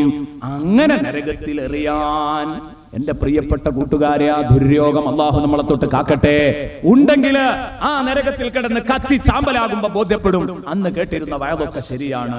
ഇതിനാണ് ഹഖ്ഖുൽ യഖീൻ എന്ന് പറയാം. അപ്പൊ ഇനി സൂറത്തു തക്കാസുർ എന്ന് ഓതി നോക്ക്, എന്തൊരു ഭംഗിയുണ്ട്. അൽഹാകുമുത് തകാസുർ ഹത്താ സുർതുമുൽ മഖാബിർ കല്ലാ സൗഫ തഅലമൂൻ സുമ്മ കല്ലാ സൗഫ തഅലമൂൻ കല്ലാ ലൗ തഅലമൂന ഇൽമൽ യഖീൻ. ആദ്യം നിങ്ങൾ ഇൽമുൽ യഖീനായിട്ട് മഹ്ശറിനെ പറ്റി നിങ്ങൾക്ക് വിശ്വാസം ഉണ്ടെങ്കിൽ, നിങ്ങൾ അറിയുകയാണെങ്കിൽ, നിങ്ങൾക്ക് ബോധ്യപ്പെടുകയാണെങ്കിൽ, ഇൽമുൽ യഖീനായിട്ട് നബിയും അമ്പിയാക്കളും നബി സല്ലല്ലാഹു അലൈഹി വസല്ലം തങ്ങളും ഒക്കെ പറഞ്ഞതിന്റെ അടിസ്ഥാനത്തിൽ നിങ്ങൾ പരലോകം ഉറപ്പിച്ചു വെക്കുകയാണെങ്കിൽ ലതറവുന്നൽ ജഹീം, തീർച്ച നരകം നിങ്ങൾ കാണൂട്ടോ. സുമ്മ ലതറവുന്നഹാ ഐനുൽ യഖീൻ, പിന്നീട് ആ നരകം കണ്ട് നിങ്ങൾക്ക് ഐനുൽ യഖീൻ ആവും. കണ്ടോ, നരകം കാണുമ്പോൾ ഐനുൽ യഖീൻ. സുമ്മ ലതുസ്അലുന യൗമൈദിൻ അനിൻ നഈം, പിന്നെ അവിടെ നരക പരാമർശം, നരകത്തിൽ കടക്കുന്ന വിവരം അവിടെ ഇല്ല. അതുകൊണ്ട് ഹഖുൽ യഖീൻ പറയാനും പറ്റൂല. ഹഖുൽ യഖീൻ പറയണമെങ്കിൽ നരകത്തിൽ കടക്കണം. അതെവിടെയാ വരുന്നത്? സൂറത്തുൽ വാഖിയയിൽ വ അമ്മാ ഇൻ കാന മിനൽ മുകദ്ദിബീന ളാല്ലീൻ ഫനുസുലും മിൻ ഹമീം വതസ്ലിയതു ജഹീം. പിന്നെ നരകത്തിൽ കടത്തി കരിച്ച് കളയലാണ്. ഇന്ന ഹാദാ ലഹുവ ഹഖുൽ യഖീൻ, ഇന്ന ഹാദാ ലഹുവ ഹഖുൽ യഖീൻ. ഇത് ബോധ്യപ്പെട്ട് ഉറപ്പാകലാണ്. പടച്ചോനെ, അത്തരം ഒരു ബോധ്യപ്പെട്ട് ഉറപ്പാകുന്നതിനെ തൊട്ട് ഞങ്ങൾ നീ കാക്കണം അല്ലാഹ്. മറിച്ച് മരിക്കുന്നതിന്റെ മുമ്പ് തന്നെ ഹഖുൽ യഖീനിന്റെ പവറിലേക്ക് ഉയർന്ന ഹൃദയങ്ങളാക്കി ഞങ്ങളെ നീ മാറ്റി തരണേ അല്ലാഹ്. ഇതാണ് ഹാരിസ് റളിയല്ലാഹു അൻഹുവിന്റെ പ്രതികരണത്തിന്റെ സ്വഭാവം. ഒക്കെ ശരിക്കും മനസ്സിലാക്കണം. ഇതൊക്കെയാണ് നമുക്ക് ഇതിൽ നിന്നൊക്കെ വായിച്ചെടുക്കാനുള്ളത്. അല്ലാഹുവിന്റെ റസൂൽ സല്ലല്ലാഹു അലൈഹി വസല്ലം പറഞ്ഞു, ഹാരിസ, ഈ പറഞ്ഞതുപോലെയാണ് ഹാരിസ ഉള്ളതെങ്കിൽ, യാ ഹാരിസ അബ്ദുൻ നവറല്ലാഹു ഖൽബഹ അറഫ്ത ഫൽസം. ഹാരിസ, ഹാരിസ, നീ അല്ലാഹു ഹൃദയത്തിന് വെളിച്ചം വീശിയ അടിമയാണ്. ഇതൊക്കെ കേൾക്കുമ്പോ ഹാരിസ് റളിയല്ലാഹു അൻഹുവിന്റെ സന്തോഷം എത്രയായിരിക്കും. ഹാരിസക്ക് ഇതൊക്കെ കിട്ടാതിരിക്കോ? ഹാരിസ് റസൂലുള്ളാഹിന്റെ സന്തോഷത്തിന് വേണ്ടി മാത്രം ജീവിച്ച മഹാനാണ്. അത് വേറെ പറയണം, സമയം അനുവദിക്കാത്തതുകൊണ്ട് ഞാൻ പറയുന്നില്ല. നബി തങ്ങൾ ഓരോ പുതിയ കല്യാണം കഴിക്കുമ്പോഴും നബി തങ്ങൾക്ക് പുതിയ വീടുകൾ അനുവദിച്ചിരുന്നത് ഈ ഹാരിസ് ഇബ്നു നുഅ്മാനാണ്. പിന്നെ ഹാരിസ് ഇബ്നു നുഅ്മാന് ഇത് കിട്ടിയിട്ടില്ലെങ്കിലല്ലേ എന്റെ പ്രിയപ്പെട്ട കൂട്ടുകാരെ അത്ഭുതമുള്ളൂ. ബഹുമാനപ്പെട്ട ബീവി ഫാത്തിമ റളിയല്ലാഹു അൻഹക്ക് അലിയാരുടെ വീട് കുറച്ച് അകലെയായി പോയപ്പോ റസൂലുള്ളാഹിയുടെ സഹവാസം കിട്ടാൻ, ഇങ്ങോട്ട് മാറാൻ വീണ്ടും വീട് അനുവദിച്ചത് ഈ ഹാരിസ് ഇബ്നു നുഅ്മാനാണ്. എങ്ങനെ കിട്ടാതിരിക്കും ഹാരിസക്ക് ഈ മഹത്വങ്ങളൊക്കെ? ഹാരിസക്ക് കിട്ടും. ഖൽബുൻ അബ്ദുൻ നവറല്ലാഹു ഖൽബാ. അല്ലാഹ് ഹൃദയത്തിന് ഈമാനിന്റെ വെളിച്ചം നൽകിയ ഒരു അടിമ തന്നെ ഹാരിസ. അറഫ്ത ഫൽസം. ഹാരിസ, നിനക്ക് ബോധ്യപ്പെടേണ്ടതൊക്കെ ബോധ്യപ്പെട്ടിട്ടുണ്ട്. ഹാരിസ, ഫൽസം, ഇത് വിടണ്ട, ഇതവിടെ നിർത്തിക്കോ. ഈ ഈമാൻ തന്നെയാണ് ഈമാൻ. സയ്യിദുനാ റസൂലുള്ളാഹി സ്വല്ലല്ലാഹു അലൈഹി വസല്ലം. ബഹുമാനപ്പെട്ട ഉബാദത്ത് ഇബ്നു സാമിത്ത് റളിയല്ലാഹു അൻഹു വഫാത്തിന്റെ സമയമാണ്. തന്റെ മോനെ വിളിച്ചിട്ട് പറയാൻ, യാ ബുനയ്യ, എന്റെ പൊന്നുമോനെ, ഒരു ഉപദേശം കുഞ്ഞുമോനെ, ഇന്നക ലൻ തജിദ തഅമൽ ഈമാൻ ഹത്താ തഅലമ അന്നമാ അസാബക ലൻ യകുൻ ലിയുഖ്തിഅക വമാ അഖ്തഅക ലം യകുൻ ലിയുസീബക. മോനെ, നിനക്ക് ഈമാനിന്റെ മധുരം കിട്ടണമെങ്കിൽ, ഈമാന്റെ മധുരം കിട്ടണം, അപ്പോഴേ രക്ഷപ്പെടുള്ളൂ. അതിന് പ്രാധാന്യമുണ്ട്. മധുരം കിട്ടിയാൽ, മധുരം കിട്ടാൻ ഞാൻ എന്ത് ചെയ്യുന്ന നിങ്ങള് എപ്പോഴെങ്കിലും കൊല്ലിക്ക് പിടിച്ച് ഞെക്കുകയാണെങ്കിൽ തുപ്പും. കൊല്ലിക്ക് പിടിച്ച് ഞെക്കിയാ തുപ്പും. മധുരം കിട്ടാഞ്ഞാല് അപ്പൊ ആദർശം പണയം വെക്കും. ദുന്യവിയായ നേട്ടങ്ങൾക്ക് വേണ്ടി ആദർശം പണയം വെക്കുന്നവർ ഈമാന്റെ മധുരം കിട്ടാത്തവരാ. അപ്പൊ 5 കിലോ അരി കിട്ടിയാൽ അങ്ങോട്ട് വെക്കും, 10 കിലോ അരി മറ്റോലും എടുത്താൽ അങ്ങോട്ട് വെക്കും. പൊര ഓട് മേയാൻ അല്ലെങ്കിൽ ആ പൊരന്റെ മെയിൻ സ്ലാബ് ഇടാൻ വേറെ ഒരു ടീം വന്ന് തീരുമാനിച്ചു കൊടുത്താൽ അങ്ങോട്ട് വെക്കും. ഇങ്ങനെ 10 കിലോ അരിക്ക്, 5 കിലോ അരിക്ക്, പൊരന്റെ മെയിൻ സ്ലാബിന്, ഇതിനൊക്കെ അങ്ങോട്ടും ഇങ്ങോട്ടും ഇങ്ങനെ ആടുന്ന കുറെ ടീമുണ്ട്, ആദർശം വെച്ച് കളിക്കുന്നവര്. ശരിക്കും ചിന്തിച്ചോ? ഇതെന്തുകൊണ്ടാ അറിയോ? ഈമാന്റെ മധുരം കിട്ടാത്തതുകൊണ്ട്. ഹലാവത്തുൽ ഈമാൻ എന്ന് പറഞ്ഞിട്ടൊരു സംഗതി ഉണ്ട്, ഈമാന്റെ മധുരം. അതാണ് കിട്ടിയാൽ കൊല്ലിക്ക് പിടിച്ച് ഞെക്കിയാലും എങ്ങനെയെങ്കിലും കഷ്ടപ്പെട്ട് ഇറക്കാൻ നോക്കും. എന്തിന്? ആ മധുരം ആസ്വദിക്കാൻ. ഇങ്ങോട്ട് തുപ്പൂല. ഇതിനാണ് റസൂലുള്ളാഹി സ്വല്ലല്ലാഹു അലൈഹി വസല്ലം പറഞ്ഞത്. ഇതൊക്കെ ഹദീസ് വ്യാഖ്യാനിച്ച പണ്ഡിതന്മാർ പറഞ്ഞിട്ടുണ്ട്. അല്ലാഹു അവരുടെ ബർക്കത്ത് കൊണ്ട് നമ്മളെ നന്നാക്കി തരട്ടെ. നമ്മൾക്ക് അറിവ് പഠിപ്പിച്ചവരും നമ്മളെ സഹായിച്ചവരും നമുക്ക് വേണ്ട എല്ലാ സംഗതികളും ഈ പരിപാടിയെ സഹായിച്ച ആരൊക്കെയുണ്ടോ, പടച്ചോനെ, അവരെ നീ തിരിച്ചു സഹായിക്കണേ അല്ലാ. അവരെ നീ തിരിച്ചു സഹായിക്കണേ അല്ലാ. അവരെ നീ തിരിച്ചു സഹായിക്കണേ അല്ലാ. അപ്പം ഈമാന്റെ മധുരം കിട്ടണമെങ്കിൽ എന്ത് വേണം? ഹത്താ തഅലമ അന്നമാ അസാബക ലം യകുൻ ലിയുഖ്തിഅക. നിനക്ക് വന്നുപെട്ട മുസീബത്ത് അത് നിനക്ക് എത്താതിരിക്കില്ല, അത് നിനക്ക് പിഴക്കില്ല എന്ന് പറഞ്ഞാൽ വരാനുള്ളത് വഴിയിൽ തങ്ങില്ല എന്ന് നമ്മൾ സാധാരണ പറയാറുണ്ട്. അത് വിശ്വസിച്ച് വെക്കണം. വമാ അഖ്താക്, നിനക്ക് കിട്ടാതെ പോയ ഒന്ന് ലം യകുൽ യുസീബക്, അത് നിനക്ക് കിട്ടാനുള്ളതല്ല എന്ന് നീ വിശ്വസിക്കണം. കിട്ടിയത് കിട്ടാതിരിക്കാനുള്ളതല്ല എന്നും കിട്ടാത്തത് കിട്ടാനുള്ളതല്ല എന്നും എപ്പോഴാണോ നിന്റെ കൽബിന് ഉറപ്പാകുന്നത് അന്നേ നിന്റെ ഈമാൻ പരിപൂർണമാകൂ. ശഫീഉനാ റസൂലുള്ളാഹി സ്വല്ലല്ലാഹു അലൈഹി വസല്ലം. അപ്പോഴാണ് പ്രിയപ്പെട്ട സുഹൃത്തുക്കളെ ഈ പറഞ്ഞ സംഗതികളൊക്കെ പൂർണ്ണമാകുന്നത്. വെറുതെ അങ്ങ് ആമന്നാ ബില്ലാഹ് വൽ യൗമിൽ ആഖിർ അതങ്ങ് പ്രഖ്യാപിച്ചത് കൊണ്ട് മാത്രമായില്ല. തുബ്നാ ഇലല്ലാഹി ബാത്തിനം വലാഹിർ. ഹബീബ് പറഞ്ഞു, കഴിഞ്ഞ ദിവസങ്ങളിൽ ഞാൻ പറഞ്ഞതാ, ഓരോ ദിവസവും അതാ 100-ലധികം തവണ 70-ലധികം തവണ 100 എന്നും മറ്റൊരു സ്ഥലത്ത് ഞാൻ തൗബ ചെയ്തു മടങ്ങുന്നുണ്ട്, അള്ളാഹുവിലേക്ക് ഖേദിച്ചു മടങ്ങുന്നുണ്ട്. വലിയവരാകുമ്പോ അവരുടെ ഗുണമാണ് അവരിൽ നിന്ന് അപാകതകൾ പറ്റി എന്ന് തോന്നല്. നമ്മൾ ആയിരക്കണക്കിന് പാപം ചെയ്താലും ഒരസ്തഗ്ഫിറുള്ള പറഞ്ഞ ശീലമില്ലാത്തവന് നബിതങ്ങൾ 100 അസ്തഗ്ഫിറുള്ള പറഞ്ഞു എന്ന് പറയുമ്പോ 100 തെറ്റെങ്കിലും ചെയ്യാതെ എങ്ങനെയാണിത് എന്ന് ചിന്തിക്കും. അതവന്റെ പോരായ്മയാണ്, റസൂലുള്ളാഹിയുടെ കുറവല്ല. ഈ പറയുന്ന പഹയൻ ഒരുപാട് ഉയരണം അല്ലാഹുവിന്റെ റസൂലിനെ മനസ്സിലാക്കാൻ, എങ്കിലേ ആ കാര്യം ബോധ്യപ്പെടൂ. ഇത്രമാത്രം പറയുന്നു. നബി സല്ലല്ലാഹു അലൈഹി വസല്ലമ തങ്ങൾ സദാസമയത്തും ഇസ്തിഗ്ഫാർ പറഞ്ഞുകൊണ്ടിരുന്നു. ഇനി ആ ഇസ്തിഗ്ഫാറിന്റെ മറ്റൊരു ഭംഗിയുള്ള പ്രയോഗമാണ് അടുത്ത ദിക്റിൽ വരുന്നത്. യാ റബ്ബനാ വഅഫു അന്നാ വംഹുല്ലദീ കാന മിന്നാ. യാ റബ്ബനാ വഅഫു അന്നാ വംഹുല്ലദീ കാന മിന്നാ. യാ റബ്ബനാ വഅഫു അന്നാ വംഹുല്ലദീ കാന മിന്നാ. യാ റബ്ബനാ വഅഫു അന്നാ, ഞങ്ങളുടെ രക്ഷിതാവേ, ഞങ്ങൾക്ക് വേണ്ട മുഴുവൻ രക്ഷകളും നീ ഉറപ്പിച്ചു വെക്കണം. യാ റബ്ബന, ഞങ്ങളുടെ രക്ഷിതാവേ, ഞങ്ങളെ രക്ഷിക്കുന്നവനെ എന്ന് വിളിക്കുമ്പോ എന്താ അതിന്റെ ബാക്കി പറയാതെ അവിടെ സങ്കല്പിക്കണം. അതെന്താ? ഞങ്ങൾക്ക് വേണ്ട നല്ല കാര്യങ്ങളൊക്കെ നീ ചെയ്തു തരണം, ഞങ്ങൾക്ക് വേണ്ട സംരക്ഷണങ്ങൾ മുഴുവനും നീ ഉറപ്പാക്കണം.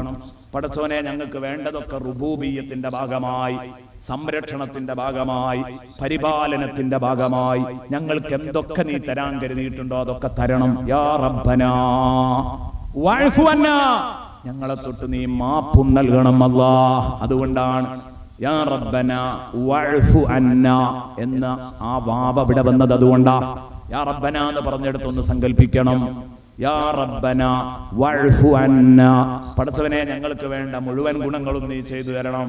വഅഫു അന്നാ, ഞങ്ങളെ തൊട്ട് മാപ്പാക്കണേ അല്ലാഹ്. വംഹുല്ലദീ കാന മിന്നാ, ഞങ്ങളിൽ നിന്ന് ഉണ്ടായി പോയത് മുഴുവനും, സംഭവിച്ചു പോയത് മുഴുവനും നീ മായ്ച്ചു കളയണം അല്ലാഹ്. തൗബയുടെ പരമകാഷ്ഠ പ്രാപിച്ച ഒരു പ്രഖ്യാപനം അല്ലേ? അള്ളാഹുവിലേക്ക് മടങ്ങുന്നു ഒരടിമ മടങ്ങുന്നതിൽ ഏറ്റവും മട്ടമുള്ള ഒരു വാക്കാപ്പാ പറഞ്ഞത്. പടച്ചോനെ, ഞങ്ങളിൽ നിന്ന് വന്നുപോയ വീഴ്ച ഞങ്ങളെ തൊട്ട് നീ മാപ്പാക്കണം. മാപ്പാക്കിയാ പോരാ, ഞങ്ങളിൽ നിന്ന് സംഭവിച്ചത് നീ മായ്ച്ചു കളയണം. രണ്ടും മാറ്റമുണ്ടേ. പടച്ചോനെ മാപ്പാക്കണം എന്ന് പറഞ്ഞാൽ തൽക്കാലം അത് കണ്ടില്ല എന്ന് വെക്കണേന്നാ അതിന്റെ അർത്ഥം. മറച്ചു വെക്കണം. പക്ഷെ മറച്ചു വെച്ചത് കൊണ്ട് ചിലപ്പോ ആ മറം കണ്ട് നീക്കിയാൽ അത് വീണ്ടും കാണും. പോരാ, അത് റെക്കോർഡിന്ന് മായ്ച്ചങ്ങ് കളയണം. യാ റബ്ബനാ വഅഫു അന്നാ വംഹുല്ലദീ കാന മിന്നാ. എത്ര നല്ല മന്ത്രോച്ചാരണങ്ങളാണ് ഇതൊക്കെ. എന്റെ പ്രിയപ്പെട്ട സഹോദരങ്ങളെ, സയ്യിദുനാ റസൂലുള്ളാഹി സ്വല്ലല്ലാഹു അലൈഹി വസല്ലമ തങ്ങൾ ഈ ദിക്റുകളൊക്കെ പലപ്പോഴും ഹബീബായ മുഹമ്മദുർ റസൂലുള്ളാഹി സ്വല്ലല്ലാഹു അലൈഹി വസല്ലമ തങ്ങൾ ഉരുവിട്ടിരുന്നു. തൗബയുടെ വചനങ്ങള് യാ റബ്ബനാ വഅഫു അന്നാ വംഹുല്ലദീ കാന മിന്നാ. നേരത്തെ പറഞ്ഞ തൗബയുമായി ബന്ധപ്പെട്ട ചർച്ചകൾ തന്നെയാണ് എന്നതുകൊണ്ട് കൂടുതൽ വിശദീകരിക്കുന്നില്ല. ബഹുമാനപ്പെട്ട അബൂബക്കറിന് സിദ്ദീഖ് റളിയല്ലാഹു അൻഹു പറയുന്നു, ഹബീബായ റസൂലുള്ളാഹി സ്വല്ലല്ലാഹു അലൈഹി വസല്ലമ തങ്ങൾ മിമ്പറിൽ കയറിയിട്ട് ഞങ്ങളോട് പറഞ്ഞു, സല്ലല്ലാഹൽ മഗ്ഫിറത വൽ ആഫിയ. അല്ലാഹുവിനോട് നിങ്ങൾ മഗ്ഫിറത്ത് ചോദിക്കണേ, അല്ലാഹുവിനോട് നിങ്ങൾ ദേഹസുഖം ചോദിക്കണേ. എന്ന് സയ്യിദുനാ റസൂലുള്ളാഹി പഠിപ്പിച്ചു. ആ മഗ്ഫിറത്ത് ചോദിക്കല്ലേ ഇവിടെ ചെയ്യുന്നത്. യാ റബ്ബനാ വഅഫു അന്നാ വംഹുല്ലദീ കാന മിന്നാ. വെള്ളിയാഴ്ച ദിവസത്തിലൊരു സമയമുണ്ട്. അന്നൊരു മുസ്ലിം എന്ത് ചോദിച്ചാലും പടച്ചോൻ കൊടുക്കാൻ തയ്യാറാണെന്ന് പറഞ്ഞു. ആ സമയത്ത് ബഹുമാനപ്പെട്ട റസൂലുള്ളാഹി ഇത് പ്രഖ്യാപിക്കുമ്പോൾ ഒരു സഹോദരൻ എഴുന്നേറ്റ് ചോദിച്ചു, യാ റസൂലല്ലാഹ് ഫമാദാ അസ്അൽ. നബിയെ, വെള്ളിയാഴ്ചയിലെ ഈ പ്രധാനപ്പെട്ട സമയത്ത് തങ്ങളെ ഞാൻ ചോദിക്കേണ്ട അതിപ്രധാനമായ വിഷയം എന്താണ്? ചോദിക്കാനും നബി തങ്ങൾ പഠിപ്പിച്ചു തരണം. എനിക്കത് അറിഞ്ഞൂടെ തങ്ങളെ, ഒന്ന് പറഞ്ഞു തരൂ, ഞാൻ എന്താ ചോദിക്കേണ്ടത്? ആ സമയത്ത് റസൂലുള്ളാഹി സ്വല്ലല്ലാഹു അലൈഹി വസല്ലമ തങ്ങൾ പറഞ്ഞു കൊടുക്കുന്നു, ഇസ്അലില്ലാഹ അൽ ആഫിയത ഫിദ്ദീനി ഫിദ്ദുനിയ വൽ ആഖിറ. ദുനിയാവിലും ആഖിറത്തിലും നീ ആഫിയത്ത് ചോദിച്ചോളണമെന്ന് സയ്യിദുനാ റസൂലുള്ളാഹി സ്വല്ലല്ലാഹു അലൈഹി വസല്ലമ തങ്ങൾ പഠിപ്പിക്കുന്നു. ഈ ആഫിയത്ത് എന്ന് പറഞ്ഞതിൽ അഫ്വ് അടക്കം ഉൾപ്പെടുന്നതാണെന്ന് പണ്ഡിതന്മാർ ഈ ഹദീസ് വിശദീകരിച്ചുകൊണ്ട് പരിചയപ്പെടുത്തുന്നു. ആഖിറത്തിലും ആഫിയത്ത് തരിക, ദുനിയാവിലും ആഫിയത്ത് തരിക. ആഖിറത്തിൽ ആഫിയത്ത് ഉണ്ടാവണമെങ്കിൽ ദുനിയാവിൽ ഞാൻ ചെയ്തു പോയ തെറ്റുകുറ്റങ്ങൾ എനിക്ക് മായ്ച്ചു തരണം, എന്റെ റിക്കാർഡ് വൃത്തിയാവണം, അല്ലെങ്കിൽ ആഖിറത്തിൽ എനിക്കൊരിക്കലും ആഫിയത്ത് ലഭിക്കുകയില്ല. യാ റബ്ബനാ വഅഫു അന്നാ വംഹുല്ലദീ കാന മിന്നാ. ഓടിച്ചു പോകുകയാണെന്ന് ഞാൻ ആമുഖത്തിൽ പറഞ്ഞതാണ്. ഇന്ന് കുറച്ചിങ്ങനെ ചെയ്യേണ്ടി വരും, എന്നെങ്കിലേ നമുക്ക് വിഷയത്തിലേക്ക് എത്താൻ പറ്റുള്ളൂ എന്ന് നേരത്തെ പറഞ്ഞതാണ്. ഇപ്പോഴും നമ്മൾ എത്തിയ 12ാമത്തെ ദിക്റിലേക്കാ. ഇനി നാളത്തെ ഒരു ദിവസമുള്ള നാളെ താജുൽ ഉലമയും ബഹുമാനപ്പെട്ട ഉസ്താദും എല്ലാവരും കൂടെ വരികയാണെങ്കിൽ എങ്ങനെയൊക്കെയാണ് നാളത്തെ സദസ്സിന്റെ പ്രോട്ടോകോൾ എന്ന് എനിക്കിന്ന് പ്രവചിക്കാൻ പറ്റൂല. അപ്പൊ അതുകൊണ്ട് പരമാവധി കുറച്ച് ദിക്റുകൾ അങ്ങ് നീങ്ങി കിട്ടിയാൽ സുഖമാണ്, സൗകര്യമാണ് എന്ന് കരുതിയിട്ടാണ് ഇൻഷാ അല്ലാഹ് നമ്മൾ സാധാരണ അവസാനിപ്പിക്കും പോലെ തന്നെ ഒരു 1/4 മണിക്കൂറും കൂടെ കഴിഞ്ഞാൽ ഈ പ്രഭാഷണം ഇവിടെ അവസാനിപ്പിക്കും. അതുവരെയുള്ള കാര്യങ്ങളാണ് പറയുന്നത്. യാദൽ ജലാലി വൽ ഇക്റാം മിത്ന അലാ ദീനിൽ ഇസ്ലാം. യാദൽ ജലാലി വൽ ഇക്റാം മിത്ന അലാ ദീനിൽ ഇസ്ലാം. യാദൽ ജലാലി വൽ ഇക്റാം. യാദൽ ജലാലി വൽ ഇക്റാം. യാദൽ ജലാലി വൽ ഇക്റാം. പ്രൗഢിയും ഔദാര്യവുമുള്ള റബ്ബേ. യാദൽ ജലാലി വൽ ഇക്റാം. പ്രൗഢിയും ഔദാര്യവുമുള്ള റബ്ബേ. യാദൽ ജലാലി വൽ ഇക്റാം മിത്ന അലാ ദീനിൽ ഇസ്ലാം. പടച്ചവനെ, ദീനുൽ ഇസ്ലാമിന്റെ പേരിൽ ഞങ്ങളെ നീ മരിപ്പിക്കണേ അല്ലാഹ്. എന്താ ഇപ്പൊ ഈ ദുആ? ഒന്ന് യാദൽ ജലാലി വൽ ഇക്റാം എന്ന് വിളിച്ചിട്ട് അല്ലാഹുവിനെ അഭിസംബോധന ചെയ്തു. രണ്ടാമത്തേത് മരിക്കുമ്പോ ഈമാനോട് കൂടെ മരിപ്പിക്കണേ എന്നും പറഞ്ഞു. മിത്ന അലാ ദീനിൽ ഇസ്ലാം എന്ന് പറഞ്ഞാൽ അപ്പം തന്നെ മരിപ്പിക്കണേ എന്നല്ല കേട്ടോ. ദീനുൽ ഇസ്ലാമിന്റെ പേരിൽ മരിപ്പിക്കണേ അപ്പം തന്നെ മരിപ്പിക്കണം എന്നല്ല എന്റെ അർത്ഥം. മരിക്കുമ്പോ ഈമാനോടുകൂടെ മരിപ്പിക്കണം. ചോദിക്കേണ്ട വളരെ പ്രധാനപ്പെട്ട ഒരു സംഗതിയാണ്. ഹുസ്നുൽ ഖാത്തിമ, സൂഉൽ ഖാത്തിമ, നല്ല അന്ത്യം, മോശപ്പെട്ട അന്ത്യം. ഇത് അങ്ങേയറ്റം നമ്മൾ പ്രതീക്ഷിക്കേണ്ടയും അങ്ങേയറ്റം നാം ആശങ്കപ്പെടേണ്ടയും രണ്ട് സംഗതികളാണ്. നല്ലൽക്ക് മരിക്കാന്ന് പറഞ്ഞാൽ അതൊരു മഹാഭാഗ്യം. ഒന്നും പറയാൻ പറ്റൂല കേട്ടോ. എത്ര മഹാദോഷിയും നല്ല നിലക്ക് മരിക്കാം. എത്ര വലിയ ഇബാദത്തുള്ള ആളും അവസാനം വളരെ മോശപ്പെട്ട മരണത്തിലേക്ക് പോകും ചെയ്യാം. അപ്പോ ഈ ദുആഇന് എത്ര മഹത്വമുണ്ട് അങ്ങനെ പറയുമ്പോൾ. അതും തന്നെ 7 വട്ടം അല്ലെ, എല്ലാം 3 വട്ടാണ്. പക്ഷെ യാദൽ ജലാലി വൽ ഇക്റാം മിത്ന അലാ ദീനിൽ ഇസ്ലാം 7 വട്ടം പറയണം. എന്താ അത് 7 വട്ടം പറയണം എന്ന് പറയാൻ കാരണം? അത് ആ വിഷയത്തിന്റെ ഗൗരവവും കണക്കിലെടുത്താണ്. ഒന്ന് യാദൽ ജലാലി വൽ ഇക്റാം. യാദൽ ജലാലി വൽ ഇക്റാം എന്ന ദിക്ർ തന്നെ അല്ലാഹുവിന്റെ ഹബീബ് പ്രത്യേകം പറഞ്ഞൊരു ദിക്റാണ്. അലിയല്ലാഹു ബിയാദൽ ജലാലി വൽ ഇക്റാം. ശഫീഉനാ റസൂലുള്ളാഹി സ്വല്ലല്ലാഹു അലൈഹി വസല്ലം നബി സല്ലല്ലാഹു അലൈഹി വസല്ലം തങ്ങൾ പറഞ്ഞു, അലിയല്ലാഹു ബിയാദൽ ജലാലി വൽ ഇക്റാം, നിങ്ങൾ യാദൽ ജലാലി വൽ ഇക്റാം എന്ന ഈ ദിക്റിൽ നിങ്ങൾ അല്ലിപ്പിടിക്കുക. അത് മുറുകെ പിടിച്ചോ, അതൊരിക്കലും നഷ്ടപ്പെട്ടു പോകണ്ട. ബഹുമാനപ്പെട്ട ഇമാം നബവി റളിയല്ലാഹു അൻഹു തന്റെ അദ്കാറിൽ. ഈ ഹദീസ് കൊണ്ടുവന്നതിന്റെ ശേഷം, ഈ അദ്കാറിൽ ഇത് കൊണ്ടുവന്നതിന്റെ ശേഷം അലിളു ബിയാദൽ ജലാലി വൽ ഇക്റാം എന്ന ഹദീസ് കൊണ്ടുവന്നതിന് ശേഷം അലിളു എന്ന് പറഞ്ഞത്, അതിന്റെ അർത്ഥം മഹാനവറുകൾ വിശദീകരിക്കുന്നു. ഇൽസമു ഹാദിഹി ദഅവ, ഈ പ്രാർത്ഥന നിങ്ങൾ ലാസിമാക്കുക, നിങ്ങളുടെ കൂടെ കൊണ്ട് നടക്കുക. യാദൽ ജലാലി വൽ ഇക്റാം, ഇത് വിട്ടുകളയണ്ട, ഇതാണ് നിങ്ങളുടെ പിടിവള്ളി. യാദൽ ജലാലി വൽ ഇക്റാം, ഇതാണ് നിങ്ങളുടെ പിടിവള്ളി. അലിളു ബിയാദൽ ജലാലി വൽ ഇക്റാം വഅക്സിറു മിൻഹാ, അത് ധാരാളം തവണ നിങ്ങൾ പറയുകയും വേണം. ഇതാണ് അലിളു ബിയാദൽ ജലാലി വൽ ഇക്റാം. യാദൽ ജലാലി വൽ ഇക്റാം എന്ന ദിക്റിനെ പിടിവള്ളിയായി കണ്ട് ധാരാളം തവണ നിങ്ങൾ ആവർത്തിച്ച് ഈ മന്ത്രോച്ചാരണം ഉരുവിടുക. ഇതായി ആകത്തുക. ഇമാം നവവി റളിയല്ലാഹു അൻഹു പറഞ്ഞതിന്റെ ആകത്തുക അലിളു ബിയാദൽ ജലാലി വൽ ഇക്റാം. അപ്പൊ കുറെ തവണ പറയണമെന്ന് പറയുമ്പോ എല്ലാം 3 തവണ ചൊല്ലിയ സ്ഥിതിക്ക് 7 വട്ടം ചൊല്ലിയിട്ട് ഒരുപാട് തവണ ചൊല്ലി എന്ന പ്രതീതി ഉണ്ടാക്കി തീർക്കുന്നു. അതെങ്ങനെയാ? 7 വട്ടം ചൊല്ലിയാല് ഒരുപാട് തവണ ചൊല്ലി എന്ന പ്രതീതി സൃഷ്ടിക്കാൻ കഴിയും. എന്തുകൊണ്ടാണ്? അറബികളുടെ അടുത്ത് 7 എന്ന ആ അക്കം, 7 എന്ന് പറയുന്ന സംഖ്യ വളരെ കൂടുതൽ എന്ന ഉദ്ദേശത്തിൽ പലപ്പോഴും പറഞ്ഞിരുന്നു. അതിൽപ്പെട്ടതാണ് അറബികളുടെ ഒരു വാക്ക് സബ്ബഹ അല്ലാഹു അലൈക്കൽ ഖൈർ. സബ്ബഹ അല്ലാഹു അലൈക്കൽ ഖൈർ, അല്ലാഹു റബ്ബുൽ ഇസ്സത്ത് നിനക്ക് ഖൈറുകളെ വർഷിപ്പിച്ചു തരട്ടെ, ധാരാളം നൽകട്ടെ എന്ന അർത്ഥത്തിന് സബ്ബഹ അല്ലാഹു അലൈക്കൽ ഖൈർ എന്ന് പറയാറുണ്ട്. 7 തവണ അനുഗ്രഹം നൽകട്ടെ എന്നാണ് നേരെ അതിന്റെ അർത്ഥം. പക്ഷെ അതിന്റെ ഉദ്ദേശം അധികരിപ്പിച്ചു തരട്ടെ എന്നാണ്. അപ്പോ 7 എന്ന് പറയുന്നത് ഒരുപാട് തവണ എന്നതിനെ പ്രതിനിധീകരിക്കുന്ന ഒരു ശബ്ദമായിട്ട്, ഒരു അക്കമായിട്ട്, ഒരു സംഖ്യയായിട്ട് അറബികൾ കണ്ടിരുന്നെങ്കിൽ അതുകൊണ്ടാണ് ഇങ്ങനെ പറയാൻ കാരണം. 7 തവണ തന്നെ. പിന്നെ 7കൾ അത് വലിയൊരു ലോകമാണ്, 7കളുടെ ലോകം. അത് പറയുകയാണെങ്കിൽ ദിവസങ്ങളോളം അത് പറയാനുണ്ട്. ഇപ്പൊ അടുത്ത കാലത്ത്, നമ്മുടെ വർത്തമാനകാലത്ത് ജീവിച്ചിരിക്കുന്ന ഒരു പണ്ഡിതൻ ഇതേക്കുറിച്ചൊരു ഗ്രന്ഥം തയ്യാറാക്കിയിട്ടുണ്ട്. ബുസ്താനു സബഅ, സപ്തങ്ങളുടെ മലർവാടി എന്ന് പറഞ്ഞിട്ട് ബഹുമാനപ്പെട്ട നമ്മുടെ കോടമ്പുഴ ബാവ ഉസ്താദ് ഒരു കിതാബ് രചിച്ചിട്ടുണ്ട്. സപ്തങ്ങളുടെ മലർവാടി, 7കളുടെ മലർവാടി. നേരെ അതിന്റെ അർത്ഥം അതാണ്. ബുസ്താനു സബഅ എന്ന് പറഞ്ഞാൽ അത് മുഴുവനും ഇങ്ങനെ വിശദീകരിക്കാം.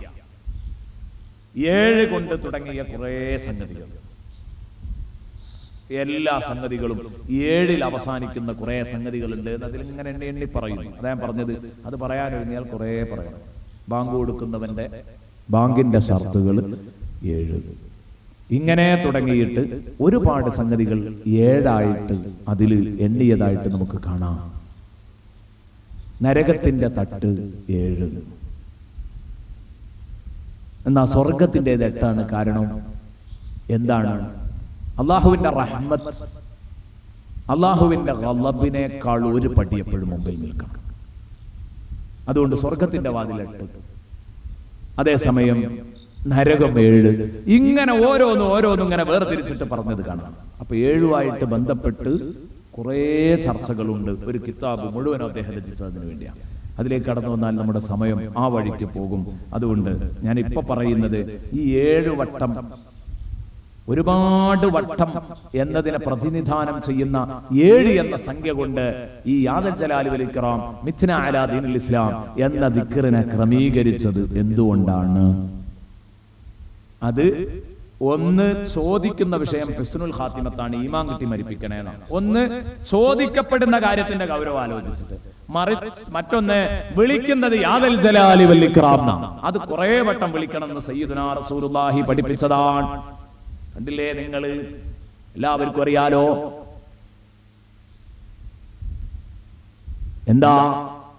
ബിൽഖീസ് രാജ്ഞിയുടെ കൊട്ടാരം കൊണ്ടുവരാൻ വേണ്ടി സുലൈമാൻ നബി അലൈഹിസ്സലാം പ്രഖ്യാപിക്കുമ്പോൾ അത് കൊണ്ടുവരാന്ന് പറഞ്ഞ സദസ്സിലുള്ള ഇൽമുള്ള ഒരു പണ്ഡിതൻ, ഖാലല്ലദീ ഇൻദഹു ഇൽമും മിനൽ കിതാബ് അന ആതീക ബിഹി ഖബ്ല അൻ യർതദ്ദ ഇലൈക തർഫുക്, നിങ്ങളുടെ കണ്ണടക്കുന്നതിന്റെ മുമ്പ് തങ്ങൾ അവിടെ നിന്ന് എഴുന്നേൽക്കുന്നതിന് മുമ്പ് കൊണ്ടുവരാന്ന് പറഞ്ഞു. ശക്തനായ മല്ലനായ ഇഫ്രീത്തു മിനൽ ജിൻ, അല്ലേ? ഇഫ്രീത്ത് അവൻ അത് പറഞ്ഞപ്പോ ജിന്ന് വർഗത്തിൽപ്പെട്ട മല്ലനായ ഒരാള് തങ്ങൾ ഇവിടുന്ന് എഴുന്നേൽക്കും മണിക്കൂറുകൾക്കുള്ളിൽ കൊണ്ടുവരാൻ പറഞ്ഞു.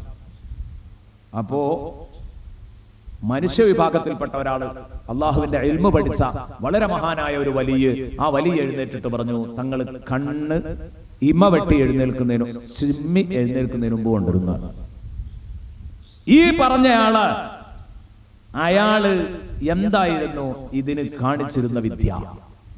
മുജാഹിദ് റളിയല്ലാഹു അൻഹു, മുഖാത്തിൽ റളിയല്ലാഹു അൻഹു ഇവരൊക്കെ പറഞ്ഞു, അന്നഹു കാന ദഅബി അദൽ ജലാലി വൽ ഇക്റാം, യാദൽ ജലാലി വൽ ഇക്റാം എന്ന ദിക്ർ ചൊല്ലിയിട്ടാണ് അയാൾ അത് കൊണ്ടുവരുന്നത്.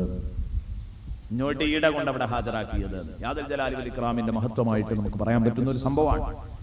ഇങ്ങനെ തുടങ്ങിയിട്ട് യാദൽ ജലാലി വൽ ഇക്റാം മിഥ്ന അലാ ദീനിൽ ഇസ്ലാം, അവിടെ നമ്മുടെ ഏട്, ഇവിടെ നൽകപ്പെട്ട ഏട്, ആ നൽകപ്പെട്ട ഏടിലെ എന്റെ പ്രിയപ്പെട്ട സുഹൃത്തുക്കളെ അമിത്ന അലാ ദീനിൽ ഇസ്ലാം എന്നാണ് കൊടുത്തിരിക്കുന്നത്. ബഹുമാനപ്പെട്ട തങ്ങൾ സൂചിപ്പിച്ചപ്പോ ആ കാര്യം പറയാണ്. അപ്പൊ ഇവിടെ ഈ അമിത്ന അലാ ദീനിൽ ഇസ്ലാം, കാരണം അറബി ഗ്രാമർ പ്രകാരം ശരിക്ക് വരേണ്ടത് അമിത്ന എന്നത് തന്നെ. അമിത്ന എന്നതാണ് അറബി ഗ്രാമർ പ്രകാരം ശരിക്ക് വരേണ്ടത്. ഈ ഒരു ചർച്ച വരാൻ കാരണം ഞാൻ പറഞ്ഞപ്പോഴും അങ്ങനെ തന്നെയാണ് ഉള്ളത്. മാത്രമല്ല ബഹുമാനപ്പെട്ടവരുടെ പേരക്കുട്ടി എഴുതിയ ഷർഹിലും ഉള്ളത് മിഥ്ന അലാ ദീനിൽ ഇസ്ലാം എന്നാണ്. ഞാനൊക്കെ ചെറുപ്പത്തിൽ മനഃപ്പാഠമാക്കി വെച്ചതും അത് തന്നെയാണ്. അപ്പൊ അതുകൊണ്ട് അങ്ങനെ അങ്ങോട്ട് വന്നു എന്നുള്ളൂ. ഇതേ സംബന്ധിച്ച് രണ്ട് രൂപത്തിലും ഉണ്ട്. അമിത്ന എന്നുമുണ്ട്, മിഥ്ന എന്നുമുണ്ട്, രണ്ടും ഉണ്ട് എന്ന് പണ്ഡിതന്മാർ വിശദീകരിച്ചിട്ടുണ്ട്. വളരെ വ്യക്തമായിട്ട് അത് പറഞ്ഞിട്ടുണ്ട്. അപ്പൊ രണ്ടും ചൊല്ലിയാൽ തെറ്റല്ല എന്നർത്ഥം. മിഥ്നാന്നും പറയാ, മിഥ്നാന്നും പറയാ, രണ്ടും പറഞ്ഞുവെങ്കിൽ അത് കുഴപ്പമുള്ള സംഗതിയല്ല. സാഹിബുർ റാത്തിബിന്റെ ഹദ്ദാദില് ഇങ്ങനെ മിഥ്ന അലാ ദീനിൽ ഇസ്ലാം എന്ന് തന്നെ വന്നിട്ടുണ്ട് എന്ന് മനസ്സിലാക്കാൻ പറ്റുന്ന ഭാഗം ഇവിടെ ഉണ്ട് എന്ന് പണ്ഡിതന്മാർ പറയുന്നുണ്ട്. അതേസമയം അമിഥ്ന അലാ ദീനിൽ ഇസ്ലാം അങ്ങനെയും ചൊല്ലാം, അതിന് കുഴപ്പമില്ല. അതിനെക്കുറിച്ച് കുറെ വിശദീകരിച്ച് പറഞ്ഞിട്ടുണ്ട്, അതിലേക്ക് ഞാൻ കടക്കുന്നില്ല. നഹ്വ് പണ്ഡിതന്മാരുടെ ഗ്രാമർ വിശദീകരിക്കുന്നവർ പറയുന്നത് അമിഥ്ന എന്ന ആ ഭാഗം തന്നെ വരണം. അതേസമയം മിഥ്ന എന്ന് വന്നെങ്കിൽ അങ്ങനെ പറയുന്ന ഒരു ശൈലിയുണ്ട്.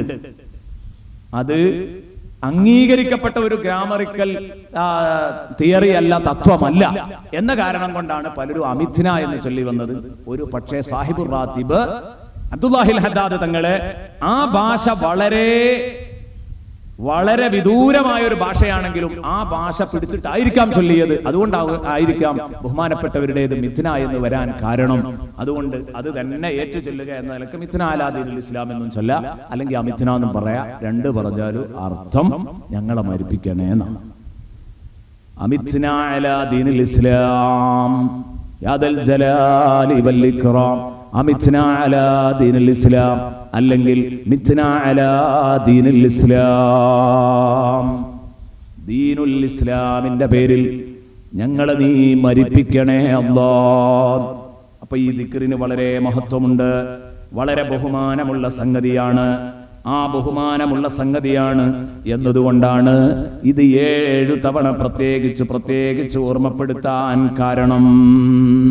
ആലോചിക്കണം നിങ്ങൾ. അന്ത്യം മോശമായി മരിക്കാന്ന് പറഞ്ഞത് ഒന്നിരിക്കൽ മുൻഗാമികളെ കുറ്റം പറയണം എങ്കിൽ അന്ത്യം മോശമായി മരിക്കാനുള്ള സാധ്യത വളരെ കൂടുതലാണ്. അതുപോലെ തന്നെ ബഹുമാനിക്കപ്പെടേണ്ടതിനെ ആദരിക്കപ്പെടേണ്ടതിനെ ബഹുമാനിക്കാതെ ആദരിക്കാതെ മാറി നിന്നാലും അന്ത്യം മോശമായിട്ട് ഭവിച്ചേക്കാം. അപ്പൊ അതിൽ നിന്നൊക്കെ എന്റെ പ്രിയപ്പെട്ട സുഹൃത്തുക്കൾ മാറി നിൽക്കണം. ദുആ ചെയ്താൽ മാത്രം പോരാ, അന്ത്യം മോശമാകുന്ന കാരണങ്ങൾ പണ്ഡിതന്മാർ വിശദീകരിച്ചിട്ടുണ്ട്.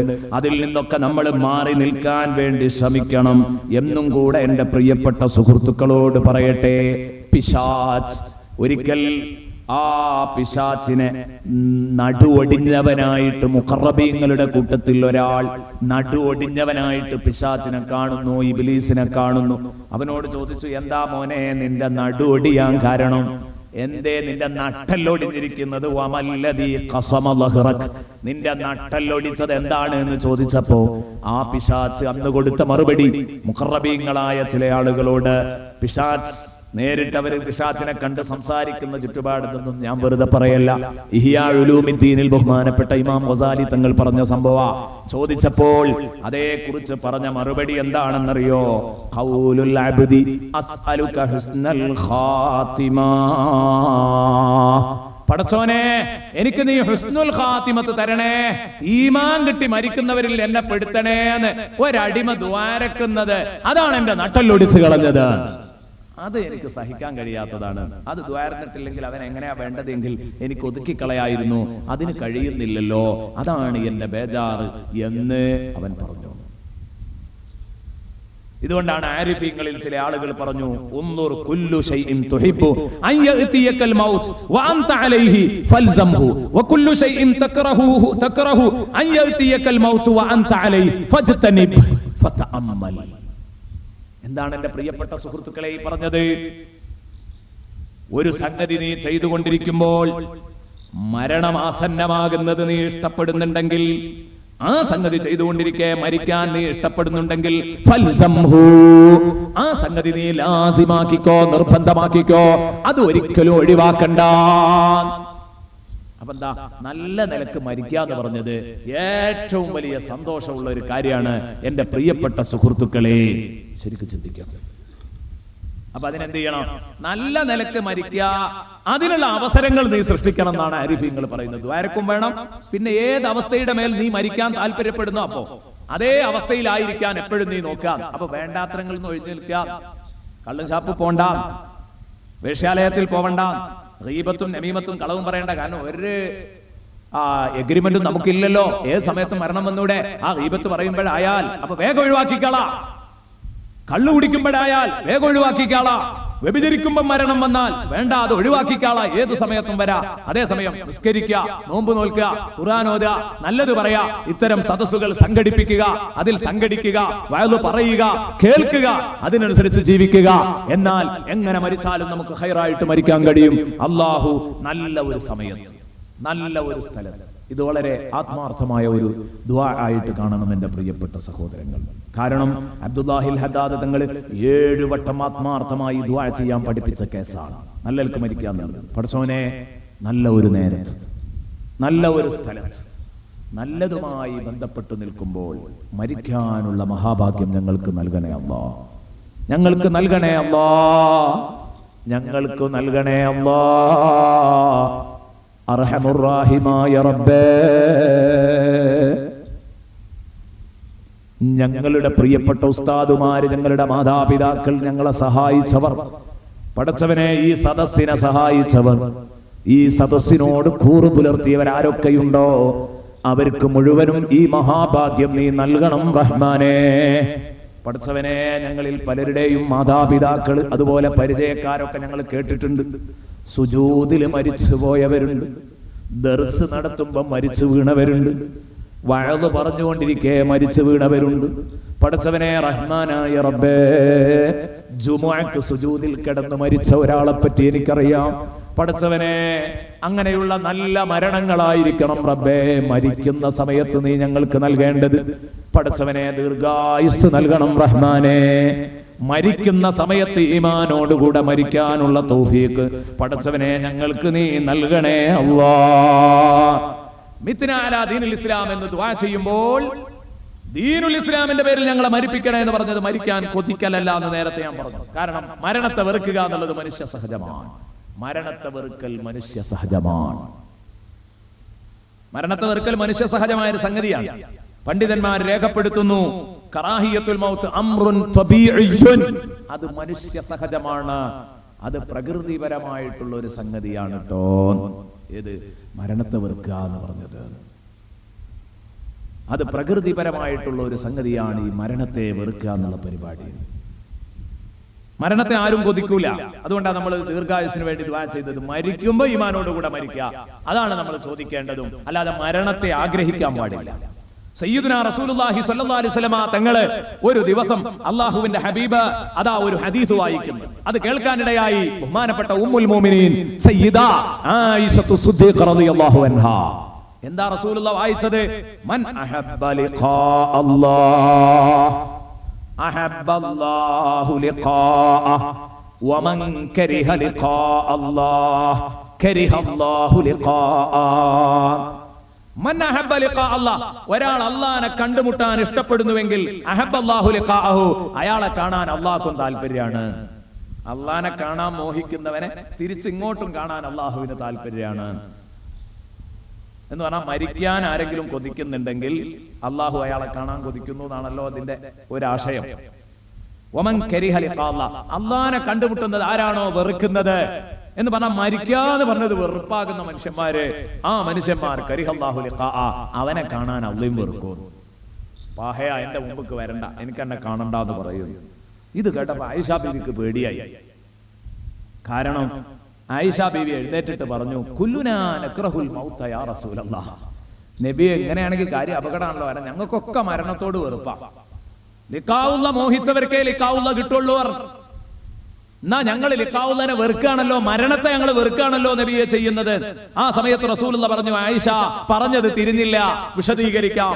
ഇന്നൽ മുഅ്മിന ഇദാ ഹദറഹുൽ മൗത്ത്, ജീവിതകാലത്ത് മരണത്തെ ആഗ്രഹിക്കുന്നല്ല. എന്ത് മിത്നാലാദീൻ ഇസ്ലാം എന്ന് പറഞ്ഞാൽ മരിപ്പിക്കാൻ വേണ്ടിയുള്ള ദുആ അല്ലാന്ന് ഞാൻ പറഞ്ഞതിന് തെളിവ് പറയാം. ജീവിതകാലത്ത് മരണത്തെ ഒരു മനുഷ്യൻ കൊതിക്കുന്നല്ല, കൊതിക്കൂല. അത് മനുഷ്യ സഹജ, മരണത്തെ വെറുക്കുക എന്ന് പറഞ്ഞു. മനുഷ്യ സഹജമാണ് മരണത്തെ വെറുക്കുക എന്നുള്ള കേസ്. പിന്നെന്താ അതിന്റെ അർത്ഥം? മരണമാസന്നമായി കഴിഞ്ഞാൽ, മൂമിനായ മനുഷ്യൻ, യഥാർത്ഥ വിശ്വാസിക്ക് മരണമാസന്നമായാൽ യുബശ്ശറു ബിറഹ്മത്തില്ലാഹ്, അള്ളാഹു അവൻ ഒരുക്കി വെച്ചിരിക്കുന്ന അനുഗ്രഹങ്ങള് അവന് സുവിശേഷം നൽകപ്പെടും. എന്ന് പറഞ്ഞാൽ സ്വർഗത്തിന്റെ ഫോട്ടോ കാണിച്ചു കൊടുക്കും. മോനെ ഒരു ബേജാറ് വേണ്ടട്ടോ, എനിക്ക് മരിച്ചാൽ കിട്ടാനുള്ളത് അത് ഹൂറുലീങ്ങളും സ്വർഗത്തിന്റെ ചിത്രവും അതാണ്ട് കാണിച്ചു കൊടുക്കുമ്പോ ആ സ്പോട്ടിൽ അവൻ അള്ളാഹുവിനെ കാണാൻ ആഗ്രഹിക്കും. ഇതാണ് ഈ പറഞ്ഞതിന്റെ അർത്ഥട്ടോ.